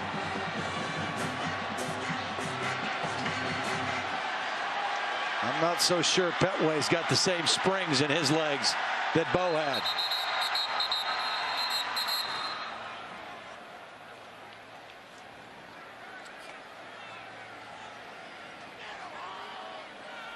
Timeout, Arkansas. First timeout of the half. So the Razorbacks will use a timeout. We're going to dance with 4th and goal when we return.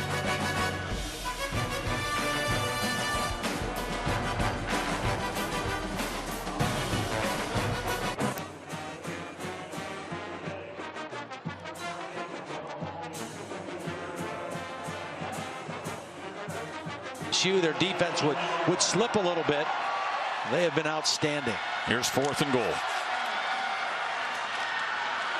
Sean White. Did he play that to perfection or what? How about it, Sean White?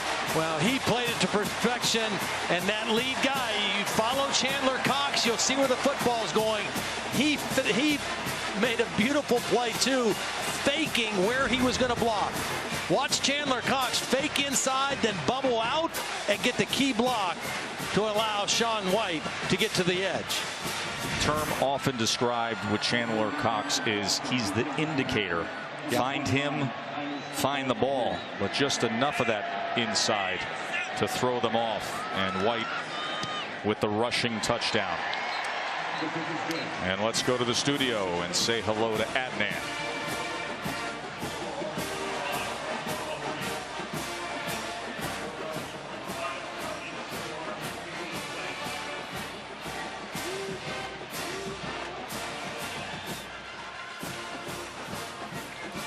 Very curious to see how things are going to play out in the Big 12. You already mentioned it. You're very impressed with West Virginia. Oklahoma obviously playing at a much higher level than they were earlier in the year.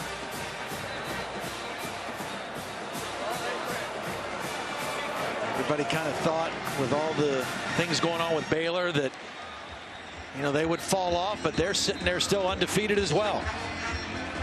Baylor and West Virginia unbeaten. Oklahoma, of course, will have something to say about the Big 12 race in the month of November as we work our way towards the big reveal of the college football playoff.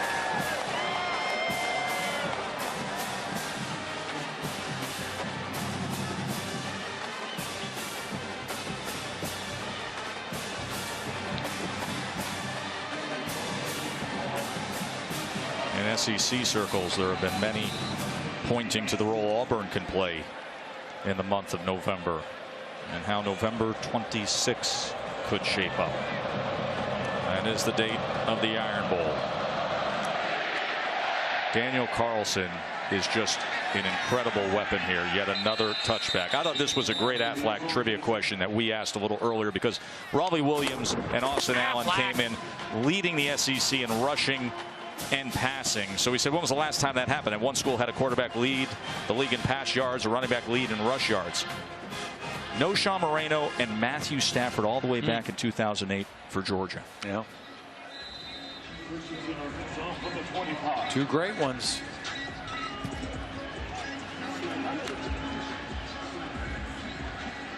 Here's a tough one. Austin Allen, the quarterback. You know, he went down earlier tonight, as Holly was reporting, on the right knee injury, but he is as tough as could be, hanging in there. And with time in the pocket, he's going to go underneath. Keon Hatcher gets free for a moment, and will have a first down for the Razorbacks. I think Keon Hatcher's a very underrated wide receiver. Well, we've seen him again a lot. He was hurt last year early, missed the rest of the season. That's his 6th catch tonight. Coming into the ball game, 21 catches, and he makes the tough catches. He's a physical guy, and he has been a very dependable receiver for Austin Allen. He was critical on that game-winning drive against Ole Miss at a 4th down conversion. Pressure nearly got to Austin Allen again, but it'll go as an incomplete pass. Yeah, Austin did a good job of feeling this and knowing that the pressure was coming. A blitz coming from the outside this time. A free rusher is going to get to Austin Allen. He knows that he's got pressure. He kind of dances a little bit and tries to dump it to Whaley. An incomplete pass in that situation, much better than a sack and a loss of yardage play.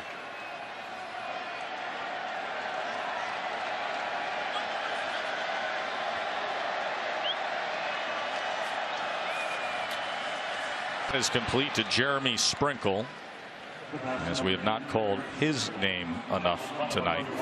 No, he's battled an ankle injury for the last several weeks. Hurt it in the A&M game. He's not been 100%, but he gets matched up on a corner. Javaris Davis, and a nice route on the little skinny post, and Austin Allen puts the ball right on the numbers.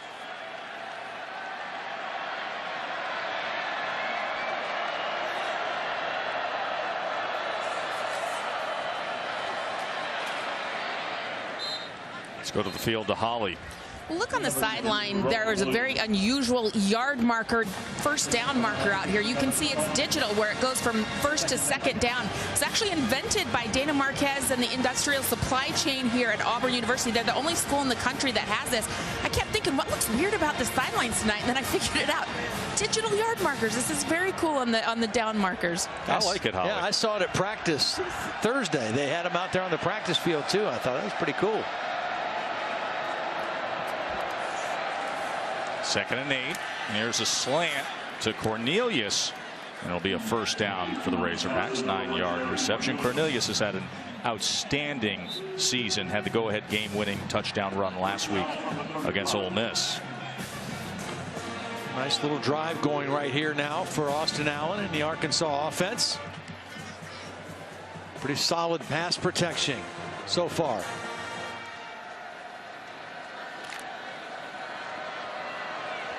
Both Lawson and Adams out of the game right now, getting a breather.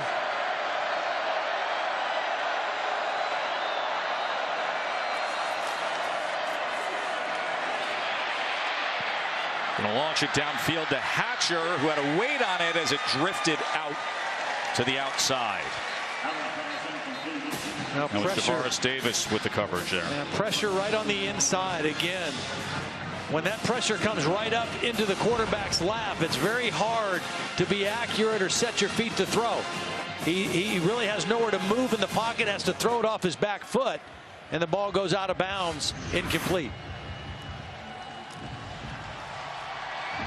Arkansas's longest play tonight, 19 yards.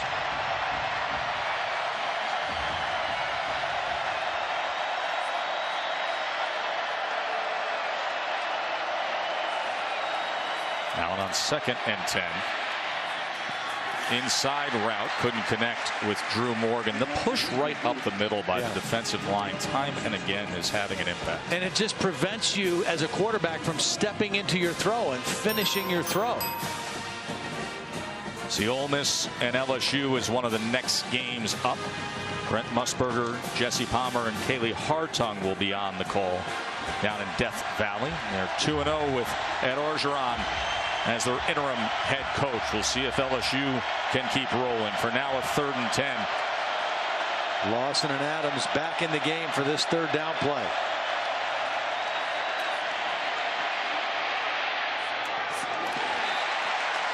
Allen was running out of options as he tried to get it to Cornelius. Well, this was Carl Lawson. He lined up in a linebacker position, in a stand-up position that time, and just kind of tracked the quarterback.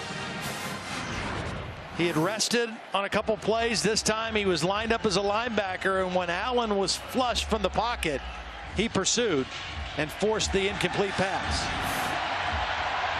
So a 4th and 10. Double nickels.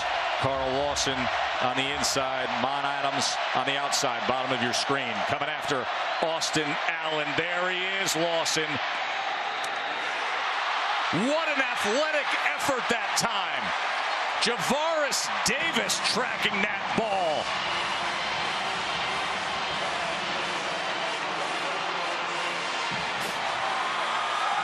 Well, Carl Lawson again made the play. His penetration. Watch Lawson right here. Beat inside the tackle. Force Austin Allen out of the pocket. Throwing it off balance. Trying to get enough on the football. It hangs. And an athletic play on the sideline by Javaris Davis. Second interception of the season for Javaris Davis. He has a very bright future. The redshirt freshman cornerback for Auburn. And John Franklin III in at quarterback for the Tigers. Here's some reverse action now as Eli Stove. Look at the wiggle out of this freshman.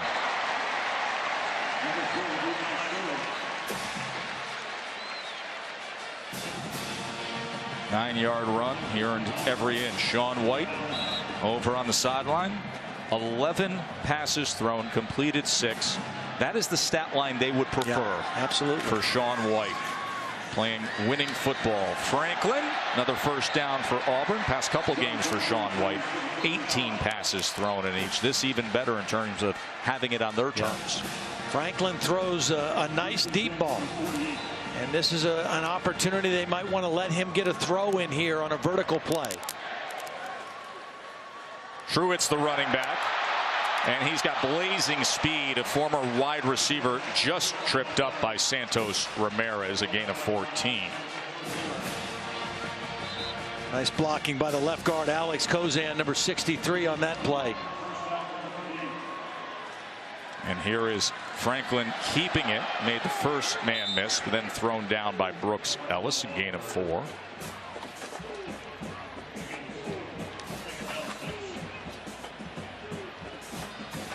And there is Sean White coming back in as Rhett Lashley will call John Franklin over.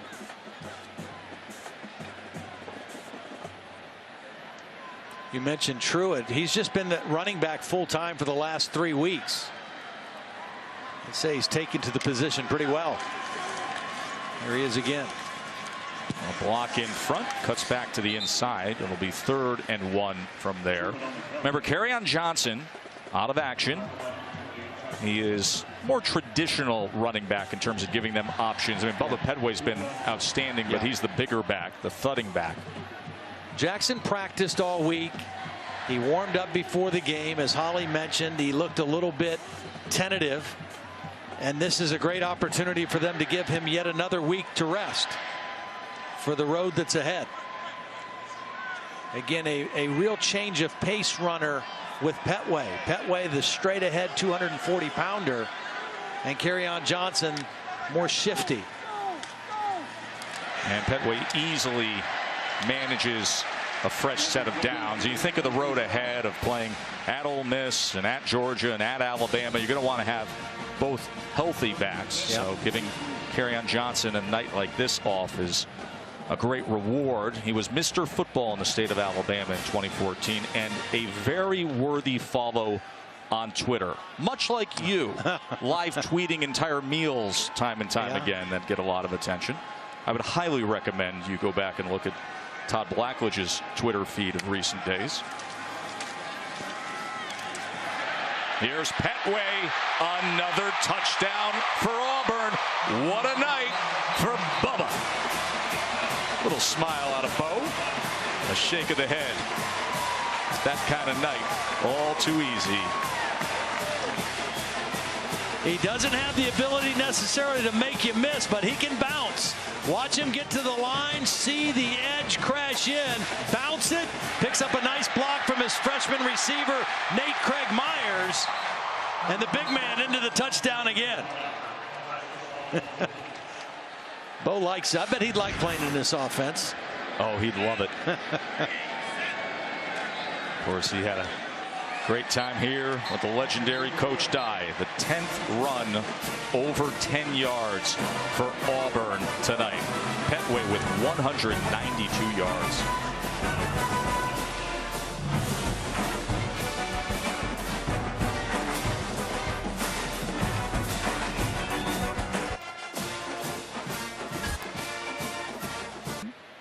There is the Heisman Trophy winner just underneath us there, Todd. Here we are, and there is Bo's number retired. Let's go, Trey, let's go.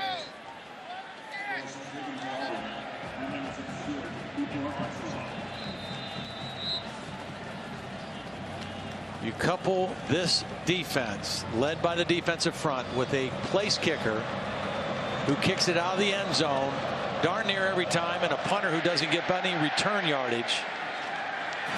Every facet of the game. There's a rare return against Carlson. Deion Stewart. And he actually makes a good return of it. They're not used to kick coverage down here at Auburn. A flag is down. This may come back, but they're not conditioned to fill in the lanes and tackling a guy. They never see it because of the leg of Daniel Carlson. You know, you practice it in practice, but you don't tackle live. And they never have to do it in a game until right there. On return team for 16. Half the distance to the goal. First down.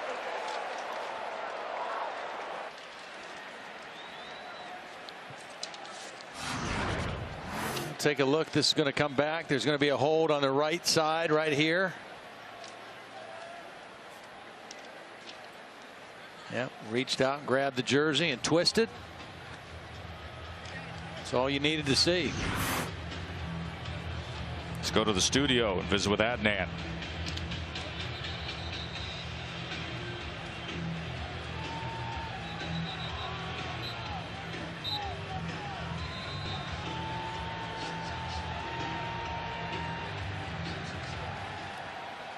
Oklahoma 16th in the country right now. Of course, the 2 losses, but unbeaten in conference play.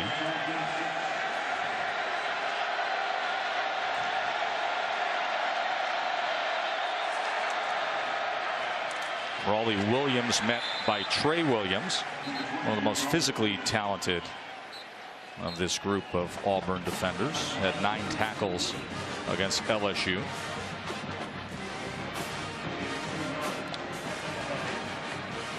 May have one more play here in the third quarter. My question is, at 42-3, how long do you keep Austin Allen in the ball game if you're Brett Bielema and Dan Enos? Considering how invaluable he is to the success that they have had this year. Hurt his knee earlier. We will see how long that continues for. It has been all Auburn all night. Alabama, and tonight this is the most devastating. 411-28, the difference in running the football tonight. 2nd and 9 as Allen throws it behind into the outside of Sprinkle. You take a look at this now. In the A&M game, they gave up 366 rushing. Alabama 264 and only were able to get 73. And then tonight, the biggest difference yet, that they're behind and are throwing more than maybe they would want plays into it. But they have not been able to run the football with any kind of consistency in those games that they've not been able to win. The first 2, and very difficult situation in this game with 1 quarter to play. Here's a 3rd and 9. And from his end zone, throwing incomplete, as Hatcher was covered by Carlton Davis. I don't think I'd go beyond this possession. I would take Austin Allen out of the ball game right now. Let him go ahead and start to ice that knee. He's missed his last 6 attempts, and it's going to be, you know, I just think you want to keep him healthy and get him as strong as you can for the next time out. You get a bye week next week. He's got 2 weeks to recover. Get Ty Story in and get him some work here in the 4th quarter. And Baker punting from his own end zone. 5 this ball back. Fair catch at the 42. Well, last game, Cam Petway ran for 169 yards, and he's at it again tonight. Showing power, showing a little bit of ability to get outside and that straight ahead speed. 27 carries tonight, 192 yards. He averages 7 yards per carry. And has shown a great ability to break arm tackles, and he knows where the end zone is. You know, keep in mind of what people thought was going to be the running back situation here at Auburn. You see the 192 rush yards. You know, Rock Thomas transferred out in late May. Javon Robinson was dismissed from the team on the first day of fall camp. Peyton Barber off to the NFL, and now Kerryon Johnson dealing with an injury. Yeah. This is great that they've got Bubba Petway doing what he's doing. John Franklin, the speedy quarterback, getting some extended time with the score so lopsided. Now Auburn doesn't have to worry about tempo right now. They don't huddle because they never huddle, but they're not going to be in a big hurry to run plays. They want to use clock now, continue to run the football. They got a great chance of running for over 500 yards in this game. Well, they're going to have a fresh set of downs thanks to Truitt. Holly? I'm not making any excuses. This has been a tough game for the Arkansas defense, but do keep in mind they are without their leading tackler. Dre Greenlaw broke his foot 2 weeks ago.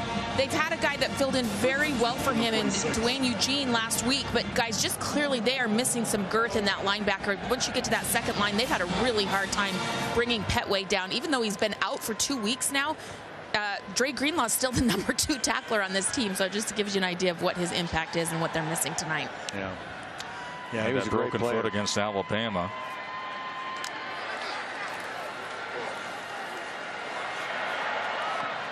Truitt unable to get free from Jared Collins. 4 yards there. Now there is the backup quarterback, Ty Story, warming up. You asked the question, how much longer would we see Austin Allen? Story had to come in earlier when Allen left with that right knee injury. Auburn has now run it 16 straight times.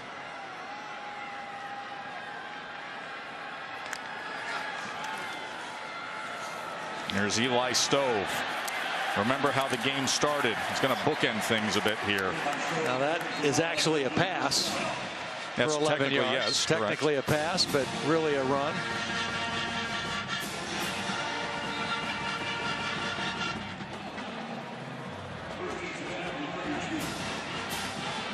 Some big bodies coming in here, as number 98 is worn by Tucker Brown, 290-pound offensive lineman who's a jumbo tight end. They're going to a heavy lineup now, so they've actually got 6 offensive linemen in up here. No, true, that guy on tight end is the right guard who's bumped out to the tight end.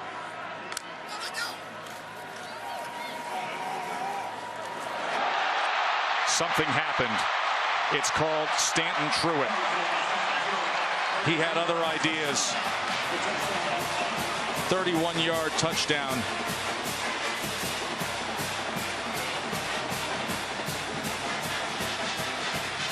There's just so many big bodies in there with this jumbo lineup that when Truitt gets it and he kind of hides in here, Arkansas can't find him. They just get all washed away by these big bodies. And you got the big tight end, 6'4", 260-pound Jalen Harris in there as well. And an easy touchdown run for Auburn.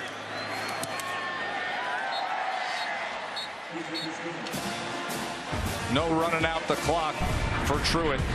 He had more business to take care of. His 3rd touchdown of the night.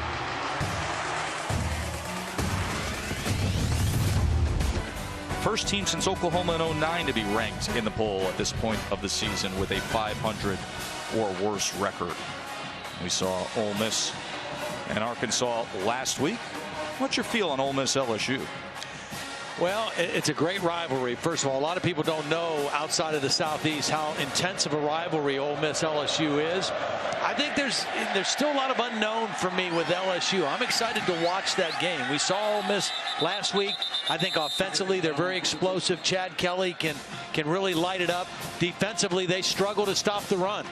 They did not stop Arkansas from running it, and I'm sure LSU, even if they are spreading it out and doing some different things offensively, they're going to want to run the football, especially getting Leonard Fournette back tonight. So can Ole Miss stop the run with more success than they've shown this year? That'll be a big question tonight. You know, Ty Story is in at quarterback for Arkansas. The redshirt freshman comes in to replace Austin Allen, who had a rough night, got banged around, and of course upside down on the scoreboard. Here's Whaley. Let's go to the studio and say hello to Adnan again.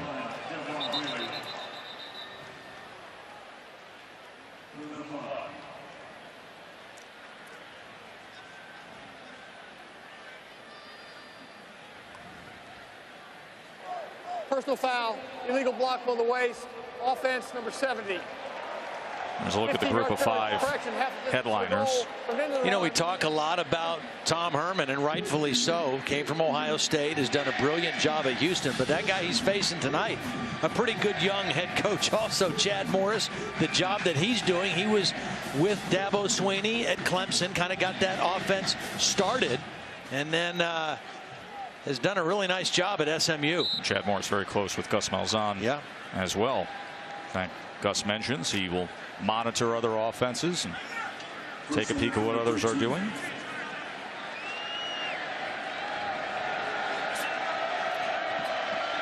Now they back him up to a 1st and 22. And well met that time by Richard McBride. A lot of backup defenders in the game for Auburn, getting a chance to play, and they're not going to slow down. It's a hard place to be if you're Arkansas. You had a very emotional win a week ago. You felt like you got things turned around and going in the direction you want, and then you ran into a real buzzsaw here tonight in Auburn. A lot of starters in there, with the exception of Ty Story, going against some young, fresh bodies for Auburn.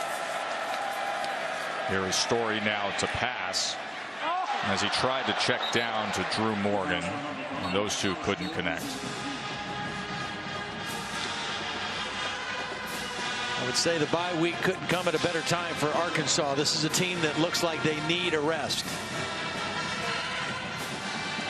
You know what they've done recently offensively? They've had so many thrilling games and big outputs. Even in the loss of Texas A&M and Alabama, still slinging it around. But tonight, only 217 total yards of offense for Arkansas.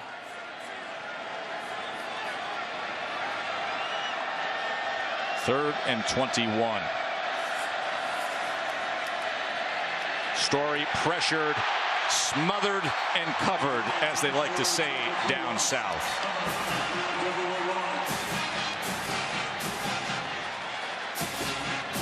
So Lawrence and Holland able to come up with the sack. Just collapsing the pocket. I mean, that's just pure bull rush strength by Lawrence, number 94, right into the lap of the quarterback.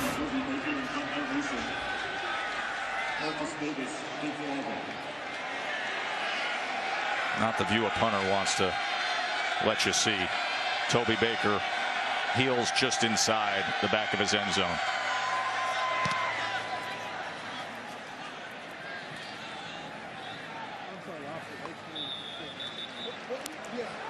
Just over 10 minutes to play down here at Jordan-Hare, where the defense is still rolling along on the Plains.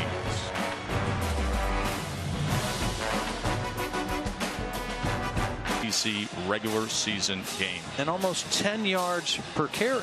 I mean, it's just been chunk play after chunk play in the running game. John Franklin in at quarterback for Sean White. They opened the game with a little bit of a trick play, a reverse, a jet sweep for a long touchdown run, and they have not slowed down at all as they near 500 yards of rushing.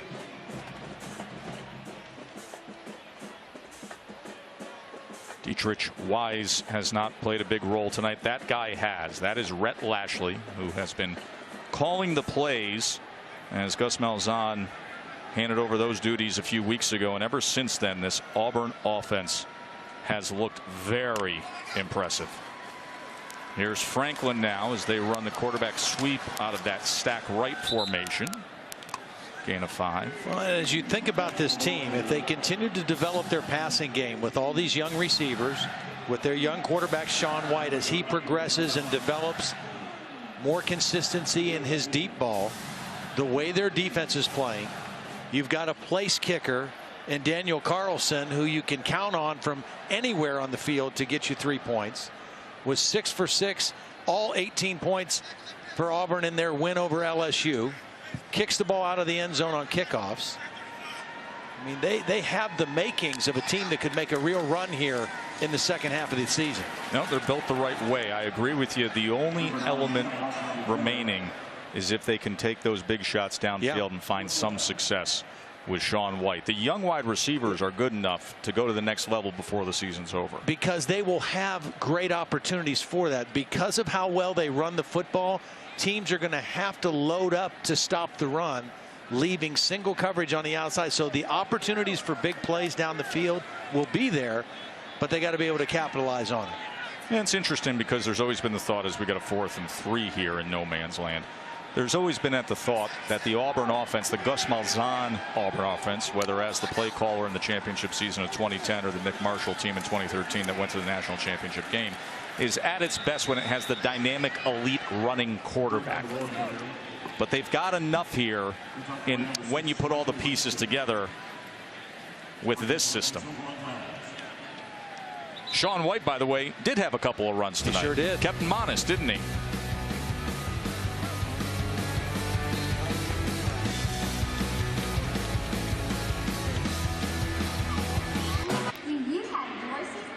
Opening play, and they've never stopped, just running the ball with ease against Arkansas.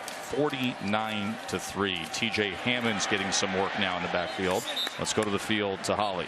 Well, depending upon the severity of the injury to Austin Allen, the Arkansas quarterback, Ty Story in there right now. But guys, they have a quarterback in Cole Kelly, number 15 on the sideline. You'll see him. He's 6'7", 275 pounds out of Louisiana. Brett Bielema loves this kid. Every week going through the season, they've met with him and talked to him about whether they're going to redshirt him or not. Dan Eno said that after last week, they probably wouldn't take the red shirt off. I did ask Brett at halftime, and he said, no, I don't think we will. So it might be Ty Story moving forward if Austin Allen can't go. Yeah, game number 8 of the season. And you start to think a little differently as Hatcher is driven back that time by Markel Boston. Yeah, you see that big quarterback. It makes you think of Ryan Mallett. Wore the same number, I believe. And was a big quarterback with a big arm. This kid can make all the throws, has a bright future. I mean, he's got a unbelievable cannon for an arm, according to those who have been watching him in the course of the past year. True freshman. Ty Story in there right now. It was a rough night for Austin Allen. 3rd and 9 as Williams cannot find much traction. Reminder that John Buccigross and Nicole Briscoe will have Sports Center coming up a little later on. They'll have all the highlights and complete breakdown of the NLCS, plus the day in college football. Alabama and Texas A&M could have some upsets as the night continues. SMU is on top of Houston by 21. Yelled a Froholt down after the end of that play. Here he is right here. Happened after the play had passed him.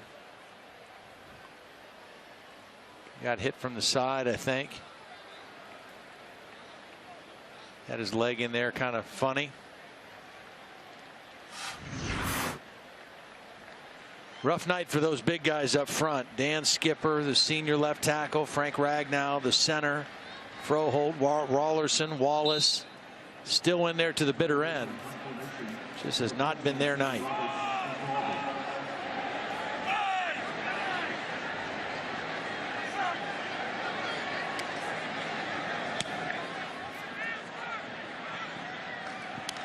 There's Roberts on the return.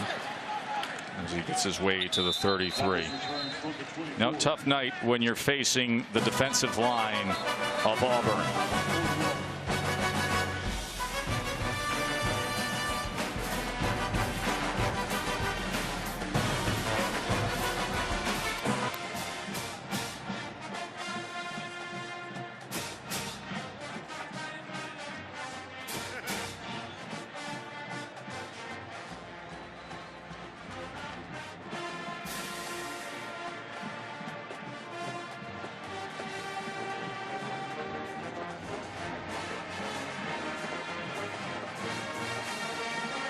Because there was an incident a few weeks ago with a small fire, so they're giving the other tree a break here. Here's Cam Martin, as the running game of Auburn is no break for the Arkansas defense as they continue to pile up the yardage. Well, Arkansas has a lot of second line guys on their defensive line, but these Auburn guys who are getting a chance to play now, you can't tell them to slow down. They want to go in there and execute and run their offense and run at full speed, and it's up to Arkansas to figure out a way here in the last 5.5 minutes to slow them down and keep them out of the end zone. Auburn has 63 total plays, none for a loss, 0 negative yardage plays.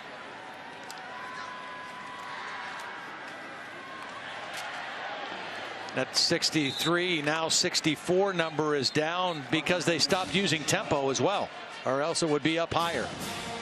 Here's the remaining schedule. How good does the Iron Bowl look right about now? I'm going to be interested to hear what Danny, Joey, and Adnan on College Football Final have to say about the way they view this Auburn team right now and the kind of role they can play in the stretch run of the SEC. It was interesting when these two teams played last year in Fayetteville. It was a turning point game for both teams. Arkansas finished strong. Auburn kind of spiraled out to finish the year. Look at Cam Martin. Here he goes. I mean, this is just getting silly in the box score right now.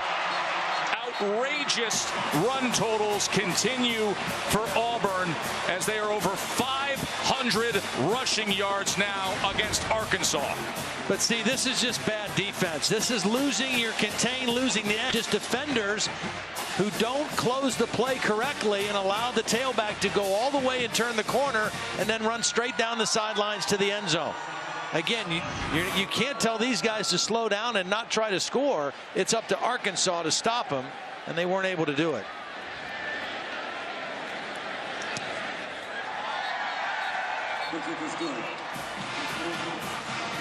Our Good Hands play is brought to you by Allstate, and it's the good hands of holding on to the ball by the running backs and the run game of Auburn. Well, that's how it started. The very first play of the game, instead of handing it off inside, they went to Stove on the jet sweep, and they have not slowed down running the football all night. It's been a few quarterback runs, been a lot of Cam Petway runs. Stanton Truitt, who just moved to running back 3 weeks ago from wide receiver, in the action. It's just been a little bit of everything. And the last one, Cam Martin, the freshman out of Port Arthur, Texas, was a Baylor commit, got out of his obligation there, came to Auburn, and now as a team, 532 yards rushing on 53 carries for Auburn. That's stacking silly. up close to what they did in that outrageous SEC championship game performance they had against Mizzou a few years back. And already, in terms of an SEC regular season game, it's the most in Auburn history. 532 rushing yards for Auburn tonight. They're even going to give Daniel Carlson a 6-3 as Ian Shannon will have the honors this time.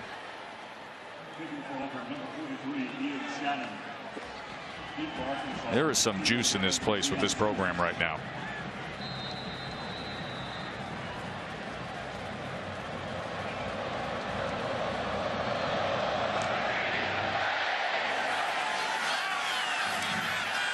Deion Stewart from about 8 yards deep in the end zone, and he is met with that decision at the 15. What's up, Adnan?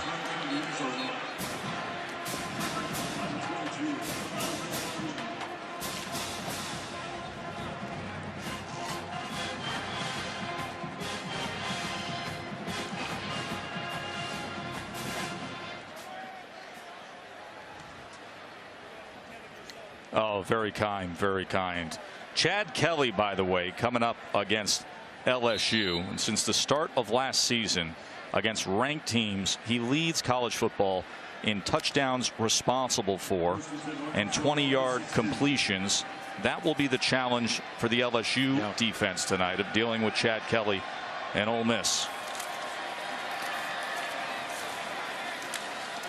It's interesting, the game we did last week, it seemed like there was times late in that game in the fourth quarter that Chad Kelly and his wide receiver seemed a little bit out of sync.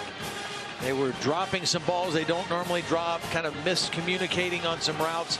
I'm sure they worked hard to correct that this week. Chad Kelly loves to throw that ball down the field, and they have big physical receivers that will really challenge the secondary of LSU. Well, that's the group that was able to deal with Chad Kelly last week. Of course, LSU, very athletic defensive group. Here's Mitchell now. Damon Mitchell trying to spin free. 56-3 against a ranked team here.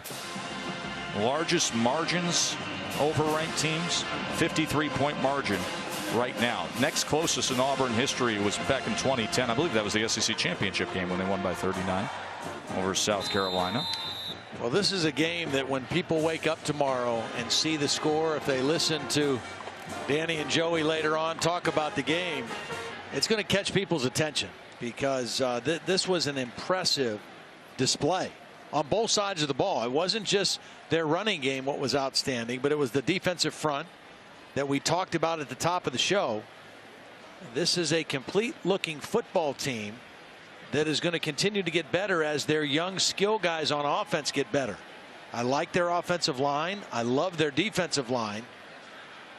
That's Brian Wallace, the starting right tackle for Arkansas, with the medical staff out there, apparently taking a look at his left leg.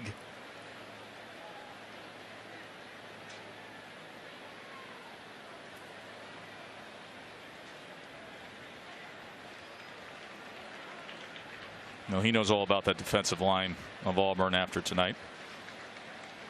I love the defensive line for what it's worth. I do too. When I think about, listen, Alabama is superb, absolutely superb. Well, there is the Jumbotron here at Jordan-Hare, which is 190 feet wide and 57 feet tall. You can sit back and watch this game. They got the NL Championship Series, and you got Ohio State, Penn State, which is just a field goal lead right now for Ohio State.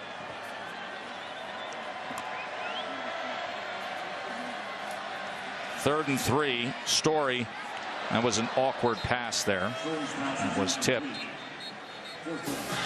Interesting to see how Ohio State deals with things. And then next week, well, it says Big Saturday, Big Ten Saturday, and it's going to be headlined by a top 10 matchup of undefeated Nebraska at Wisconsin, and that Wisconsin defense.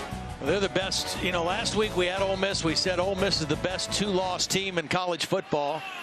They lost to give them 3. Wisconsin is clearly the best two-loss team in college football right now. Their 2 losses to Ohio State and Michigan, both close games, 14-7 in Ann Arbor, and then the overtime loss to Ohio State a week ago. And their defense, with Justin Wilcox as their new coordinator, is outstanding. Paul Chryst, very solid coach. Their young quarterback getting better each week.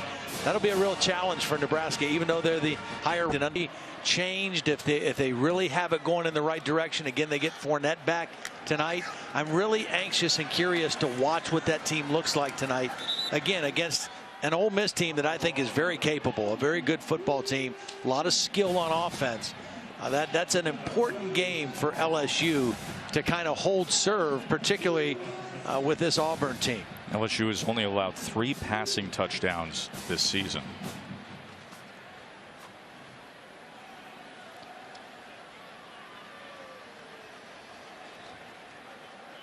John Franklin, who got a lot of reps during the bye week. And we see him in goal line packages and helping out with the running game, but obviously with this score taking over for Sean White as quarterback in every down here in the back half of this second half. Your Week 7 NFL Sunday can get started with NFL Insiders, the Sunday edition. Then at 11 it is Sunday NFL Countdown, and that crew takes you right up until kickoff. Then Monday Night Football has the Texans and the Broncos going at it at 8:15 Eastern on ESPN. You know, a lot of people around college football, and particularly here in the South, want to ask, is there anybody that can measure up to Alabama, that can really challenge them as this season goes on? I think Auburn has the makings of a team that could, if their passing game continues to grow and get better, because as well as they've looked running the football tonight with now 541 yards, they're not going to line up and just play smash mouth football and run it against that front seven of Alabama. They got to be a balanced, complete team. They've got the defense, I think, and they've got the running game, their passing game. If it continues to evolve and develop with that guy, Sean White, pulling the trigger, it could be very interesting here by the end of November. And this tonight done without the services of Kerryon Johnson, the running back. It was Bubba Petway with 192 rushing yards and 2 rushing touchdowns. On a night when Gus Malzahn's team ran for 544 yards against Arkansas. Their largest margin of victory over a ranked team. 56-3, they clobber 17th ranked Arkansas. Gonna be interesting to watch Auburn down the stretch of this season. We still got more SEC action to come your way with Big Game Brett Musburger, Jesse Palmer, and Kaylee Hartung with Ole Miss and LSU. Enjoy the rest of your night, everybody.